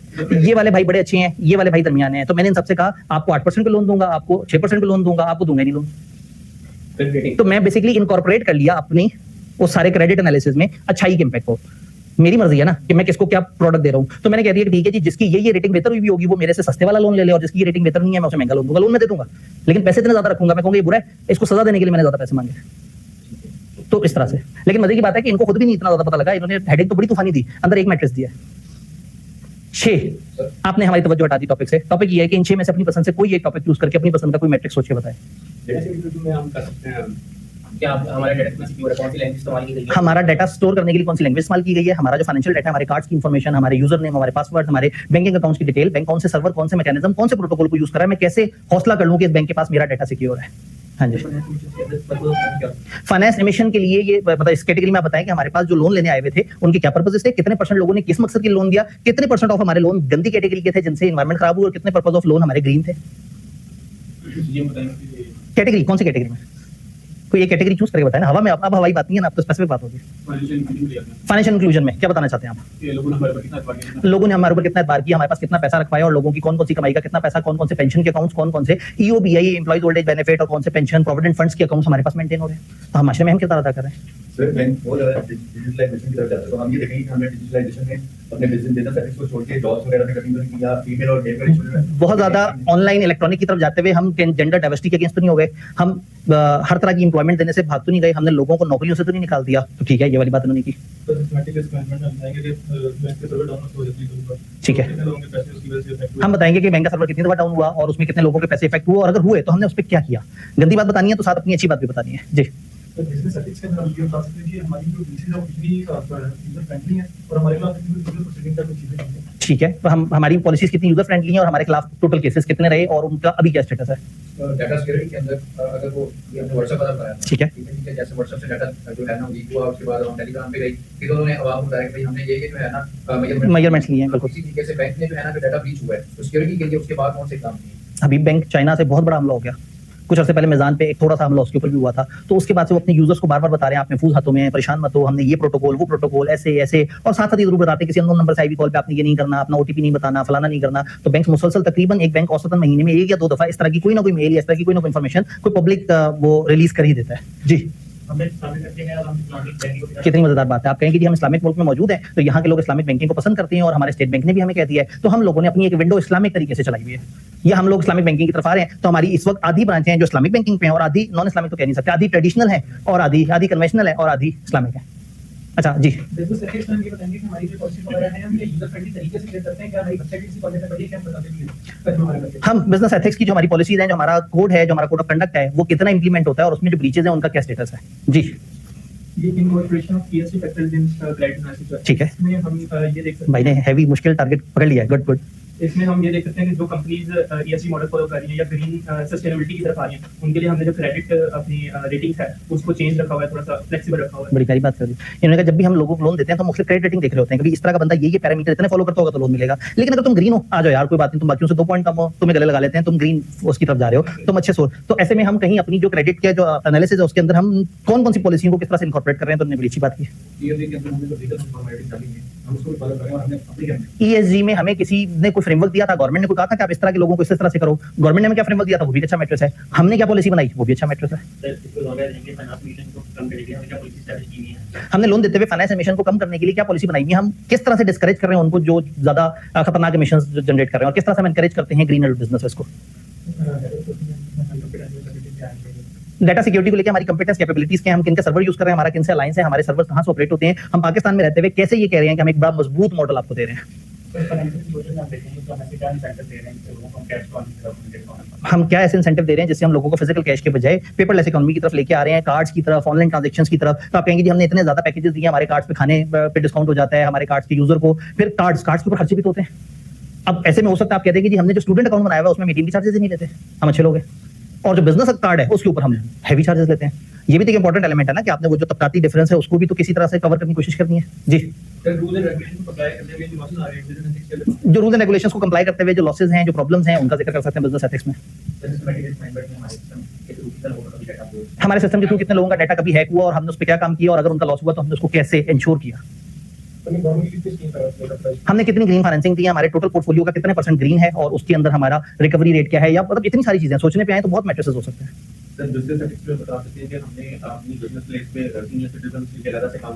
कितनी प्यारी बात, उन्होंने कहा हमने रैंप्स बनाए हैं अपने बैंक्स के बाहर ताकि अगर कोई व्हील चेयर पे आ रहा है तो उसको आसानी हो, सीनियर सिटीजन के लिए काउंटर ही अलग है, उनको लाइन में नहीं लगना पड़ता। तो ये सारी बातें आपके बिजनेस एथिक्स को फॉलो करेंगे। तो अगेन काश S1 या 2 होता तो हम इतना सोचने के बाद पेपर में सवाल आता तो हमने सवाल का बेड़ा गर्क कर देना था, लेकिन इधर हम थोड़ा सा एक रेगुलेटेड फ्रेमवर्क में तो एक दफा किताब से भी पढ़ लेते हैं। आपके आइडियाज सारों के बड़े अच्छे थे।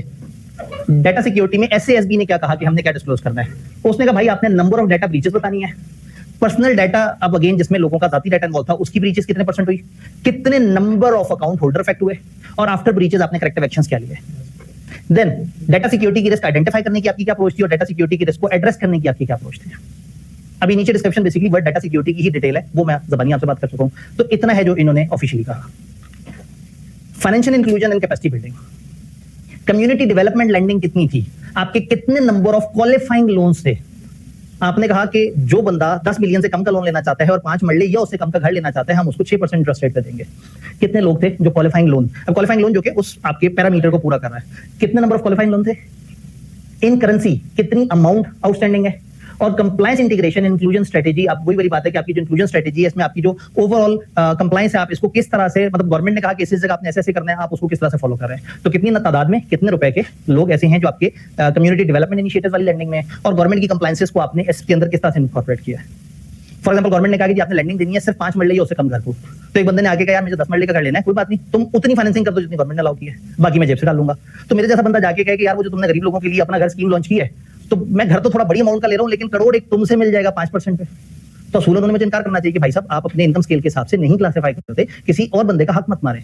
आप ये जो 1 कनाल की बात कर रहे हैं, आप 10 मरले की बात कर रहे हैं, सॉरी ये 5 मरले या उससे छोटी स्कीम है, ये 10 मिलियन या उससे कम है, और ज्यादा से ज्यादा इसमें इनकम की हद फलाना है जो गवर्नमेंट ने बताई है। तो ये बताएं कि आप ये इस तरह की चीजों को इंटीग्रेट कैसे कर रहे हैं अपनी स्ट्रेटेजी में, कि ये चेक एंड बैलेंस आप किस तरह से करते हैं। देन फाइनेंशियल फॉरबियरेंस क्वालिफाइंग लोन में, अब क्वालिफाइंग लोन में कई दफा क्या होता है, कितना आपके ऐसे हैं जो पेंडिंग है, कितने ऐसे हैं जो गवर्नमेंट कई दफा कहती है जो लोग इस कैटेगरी में उनको इतना अरसा हो गया है, आप उनको छोड़ दो, इतना हमसे ले लो, सब्सिडी ले लो। तो इस तरह के, अब अगेन हम जिस मुल्क में बैठे हैं यहाँ थोड़ा सा मुश्किल है, ये तब होता है जब गवर्नमेंट भी अमीर हो, और फिर गवर्नमेंट कहती है यार इतने सारे लोग घर वाले लोन में वो हैं, तो एक काम करो, बैंकों से कहते हैं कितने, वो कहते हैं हमारे 13 बिलियन किस तरह के लोन है, वो कहते हैं यार 13 बिलियन में से ले लो, माफ कर दो, या एक काम कर दो 12 बिलियन में से ले लो, तुमने रिकवरी भी करनी थी, तुमने भी ख्वार होना था, मौका लेते हैं। तो फिर आप बताएं कि हमने इस तरह की कहाँ फॉरबियरेंस दिखाई, कहाँ हम लोगों ने फाइनेंशियली छोड़ा, कहाँ हमने थोड़ा फैसिलिटेट किया। अगेन हमारे मुल्क में तो फाइनेंशियली और ज्यादा पकड़ते हैं, लेकिन अगर आप अच्छे बैंक हैं और आपने लोगों की मदद की है तो वो भी बताएं।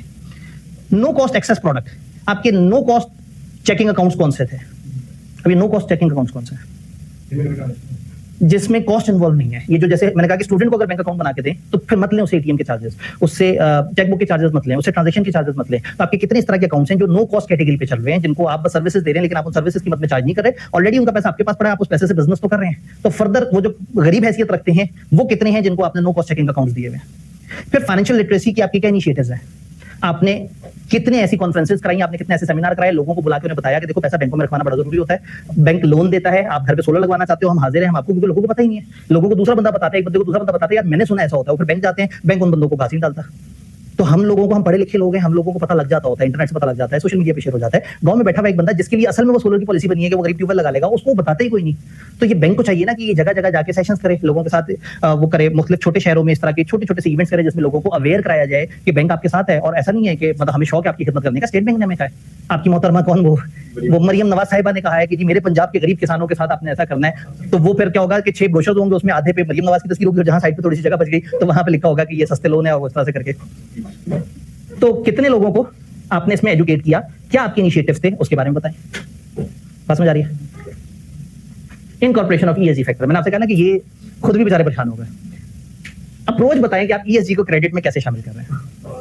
मैंने कहा यार ये जो है ना, ये खुद ही सोचो, ये कैटेगरी डाल तो हमने दी है, लेकिन ना ये बड़ी जजमेंटल सी बात है। तो मुझे खुशी इस बात की है कि क्लास में जो 2-3 पॉइंट्स आए, ये भाई ने इधर से भी, ये आप नहीं, कौन था, एक और भाई थे, ईएसजी पे किसी और ने भी बोला था, ठीक है, बस फिर 2 बंदों की तरफ से आए, तो वो अच्छे पॉइंट्स आए और उन्होंने बड़े अच्छे तरीके से उसको लिंक किया। तो इधर आपने ईएसजी इंटीग्रेशन में बताना है कि ईएसजी को हम अपनी क्रेडिट की पॉलिसी के अंदर किस तरह से शामिल करते हैं, यानी आप अपनी पॉलिसी बताएं कि हम क्या करते हैं।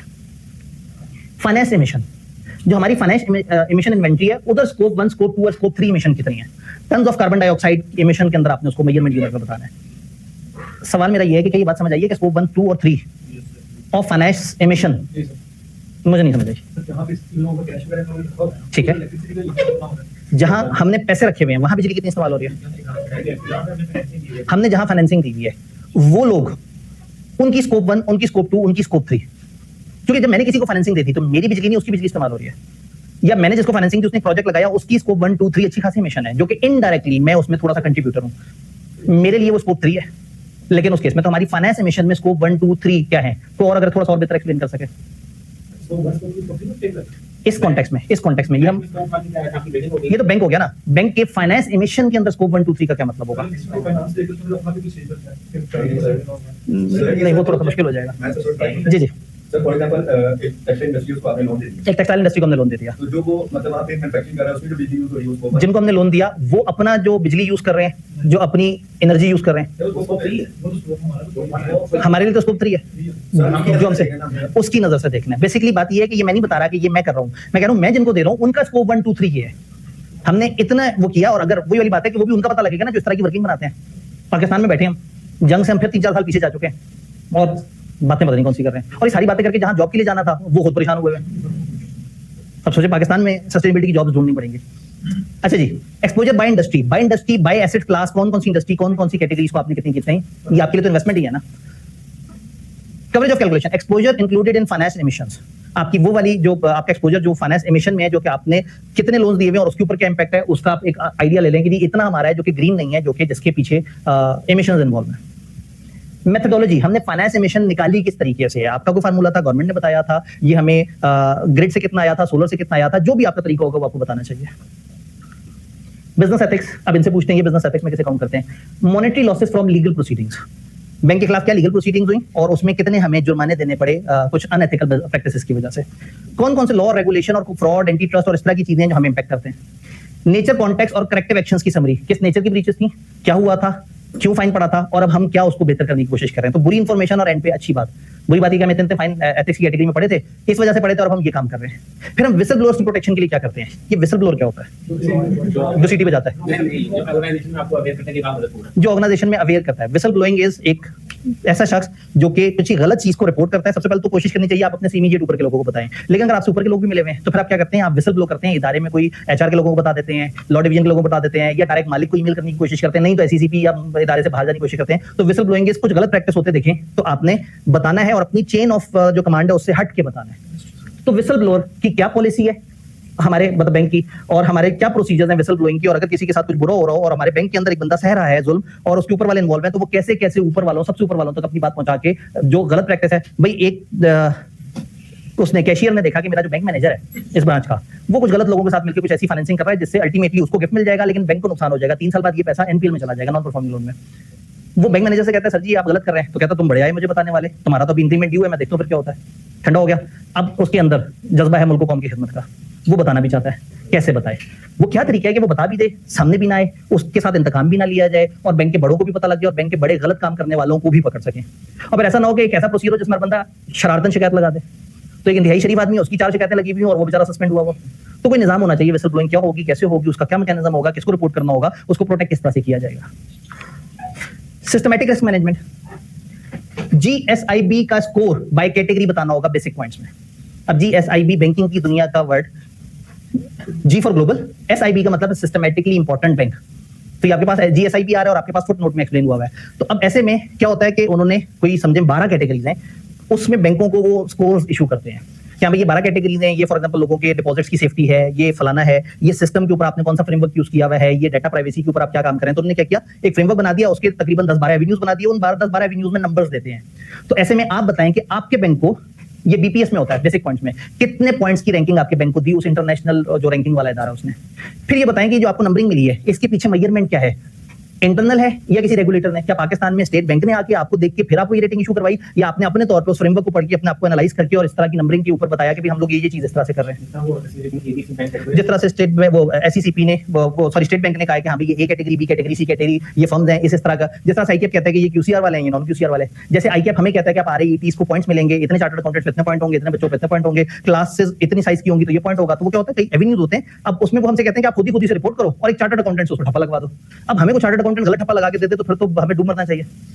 मतलब अगर हजारों चार्टर्ड अकाउंटेंट्स को पढ़ा के भी अगर हमारी क्वालिफाइड ओपिनियन जारी होनी है तो इंतहाई गंदी बात है, लेकिन एथिक्स जरूरी है। तो फिर हम ढूंढते हैं ऐसी इंडिपेंडेंट चार्टर्ड अकाउंटेंट फर्म जिसका हमसे ताल्लुक ना हो, जिनसे हमारी कोई दोस्ती ना हो, लेकिन उनका जो टीम मेंबर काम करने आता है वो आके कहता है जी मुझे सी फाइनल की क्लासें लेनी है, तो बताएं उसका क्या तरीका है। तो हम कहते हैं तुम अच्छे आदमी हो, तुम्हें सस्ते में दे देंगे। फिर वो भी जवाब में हमारे साथ कुछ ना कुछ अच्छा कर देता है, लेकिन हम इन्फ्लुएंस नहीं करते, कभी किसी को इन्फ्लुएंस नहीं। चलें जी वापस इधर आते जी। हम लोग अभी मतलब वो एक फेलो स्टेटस होता है और एक दूसरा स्टेटस होता है एसोसिएट वाला। फेलो के लिए जो है उसके लिए टाइम भी गुजारना जरूरी होता है, उसकी फीस भी ज्यादा होती है।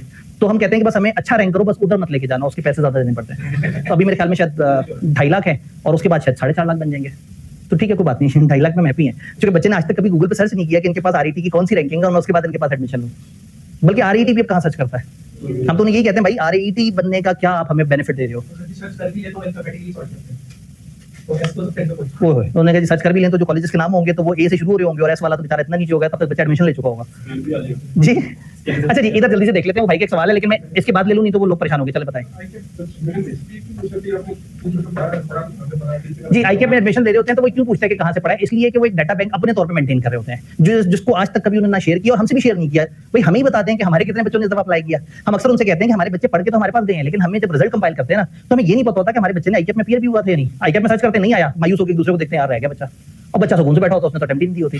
तो उन्हें कहते हैं कम से कम इतना तो हमें बता दो कि ये सीआरएन जो हमारे पास अपीयर हुए, ये बता दो इनमें से कौन एक्चुअल में एग्जाम में बैठा था, और अगर आइडियली उसके रिजल्ट्स भी बता दो तो हमें वो मेहनत भी ना करनी पड़े। तो वो कहते हैं कि जी बेसिक सब्सक्रिप्शन में इतना ही मिलता है।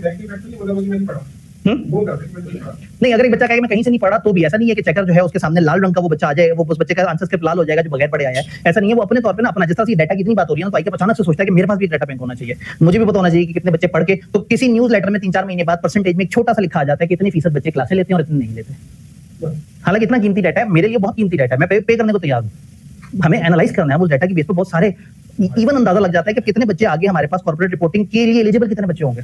अब एक एफआईआर में है तो अगर उसने पेपर दिया तो मैं उसे एफआईआर 2 में काउंट करूँ ना, लेकिन मजे की बात है कि वो तो बीच में छोड़ गया था, तो मैं एफआईआर 2 में ज्यादा किताबें छाप के बैठूंगा, पता लगेगा कि एफआईआर 2 में बच्चे ज्यादा पहुंचे नहीं, और एफआईआर 1 जो पढ़ के बैठा था बच्चा अगली बार रीटेक में आ गया। तो हमारे लिए बड़े बहुत इंपॉर्टेंट डिसीजन होते हैं कि किताबें कितनी छापें, कमरे में कुर्सियां कितनी अवेलेबल रखें, ऑनलाइन का लाइसेंस कौन सी कैटेगरी का लें। तो अगर आईकेएप हमें टाइम से वो स्टेट दे दे जो हमारे ही हैं, तो हमारे लिए बहुत सारी चीजें आसान हो जाए। डाटा बड़ी कीमती चीज है, आप तो ऊपर वो डाटा एनालिटिक्स पे पूरा कोर्स पढ़ेंगे तो उसके बाद तो आपको सही समझ आएगा कि डाटा बहुत बड़ा जन है। लेकिन आखिरी स्लाइड में तो खत्म कर लेते हैं जल्दी से। तो आपका जो स्कोर है बाय कैटेगरी, आपका जो डाटा रिपोर्टिंग की रिक्वायरमेंट का जो डिस्क्लोजर है, आप किस तरह से डाटा रिपोर्ट कर रहे हैं, किस रेगुलेटर ने आपकी चीजों का असेस किया है, आपका क्या स्कोर है। फिर अगेन आपका स्ट्रेस टेस्टिंग। स्ट्रेस टेस्टिंग क्या होता है? एक बैंक की वेबसाइट पे लोड डाला जाए, उसकी ऐप पे लोड डाला जाए तो क्या होता है, किस तरह से होता है। तो अगेन हम उसमें बताएंगे कि हम स्ट्रेस टेस्ट के हमारे क्या रिजल्ट्स हैं, हम उसको किस तरह से इंटीग्रेट करते हैं। हम कैपिटल एडिक्वेसी की प्लानिंग में किस तरह से देखते हैं कि कितने लोगों को हमने पैसे देना होगा, कितनों से पैसा लेना होगा। बैंक के लिए एक उसका वर्किंग कैपिटल फ्लो है, लोग उसके पास पैसे रखवाते हैं और वो लोगों को लोन देता है। तो वो लोन अपनी जेब से नहीं देता, लोगों के रखवाए हुए पैसे से देता है। लेकिन अगर जो लोन है वो ज्यादा और डिपॉजिट्स कम है तो अपने पास से देने पड़ेंगे, अपने पास तो होते नहीं, वो कहीं और से पकड़ेगा, कहीं और से पकड़ेगा, कैबर पड़ जाएगा उसे। तो इक्विटी अगर कम होगी तो ऑब्वियसली बैंक किसी और बैंक के ऊपर डिपेंड कर रहा होगा, वो तीसरे बैंक पे डिपेंड कर रहा होगा, सारे स्टेट बैंक पे डिपेंड कर रहे होंगे, वो आईएमएफ पे डिपेंड कर रहा होगा, और आईएमएफ क्या देगा कि पैसे वापस करो। लॉन्ग टर्म स्ट्रेटेजी में आपकी स्ट्रेस टेस्टिंग और आपकी जो कैपिटल प्लानिंग है कितनी इंटीग्रेट होती है, आपकी अदर बिजनेस एक्टिविटीज में आपकी ये सारी चीजें किस तरह से इंटीग्रेट हो रही हैं। तो एक बात है, मैं धक्के से कोशिश कर रहा हूं इसमें लॉजिक की, मकसद सिर्फ इतना है कि कम से कम एक इंडस्ट्री के ऊपर इतनी गुफ्तगू जरूर हो कि आपके दिमाग में इंडस्ट्री और उसके जो डायमेंशंस हैं उसके ऊपर थोड़ी सी इंफॉर्मेशन है। ठीक है, तो basically this is the way जो हम अगले दिनों में, आज हमने इंट्रोडक्शन और ओपन बुक एग्जाम में क्या है उस पर ज्यादा बात की, तो आगे हम हर दिन 2 हिस्सों में डिवाइड कर लेंगे, ब्रेक से पहले एक इंडस्ट्री और ब्रेक के बाद एक इंडस्ट्री। जी, हमने इंडियन बैंक की बिल्कुल एक रिपोर्ट देखी थी, बिल्कुल ऐसे ही है। अब अगेन असल में S1 S2 ने जो बातें की, ये सारे स्टैंडर्ड ना सिर्फ मैट्रिसेस की बात कर रहे हैं, उन 4 में से एक की बात कर रहे हैं। तो ये स्टैंडर्ड इंडिपेंडेंटली सिर्फ बैंक ने क्या क्या रिपोर्ट करना ये नहीं बता रहा, बैंक ने मैट्रिसेस में क्या बातें रिपोर्ट करनी चाहिए बैंक को वो बता रहे हैं। बैंक अपनी स्ट्रेटेजी के बारे में क्या बताएगा, बैंक अपनी गवर्नेंस के बारे में क्या बताएगा, वो अलग चीज है, वो वही S1 के मुताबिक है। जब तक ये कोई S2 की तरह S3 4 5 कहीं बैंकिंग वगैरह को, तो ये स्पेसिफिकली बैंकिंग में स्पेसिफिकली मैट्रिसेस के एरिया की बात करें। आपको याद होगा मैंने कहा था S1 हमने ओवरऑल लेवल पे पढ़ा, लेकिन by the end of session में एक दफा असली वाला पूरा S1 आपको पढ़ाऊंगा, जिसमें S1 पूरे में फिर जिक्र है कि SASB के स्टैंडर्ड को कैसे आपने जोड़ना है, फलाना को कैसे जोड़ना है। तो मैंने आपसे कहा था कि हमारा आखिरी लेक्चर होगा जिसमें जब पूरा सिलेबस हमारे सामने होगा, फिर S1 में वो जो छोटे छोटे से एप्लीकेशन पैराग्राफ है हम उनको भी देखेंगे। ठीक है जी, इंशाल्लाह ताला मिलते हैं, अपना ख्याल रखिएगा।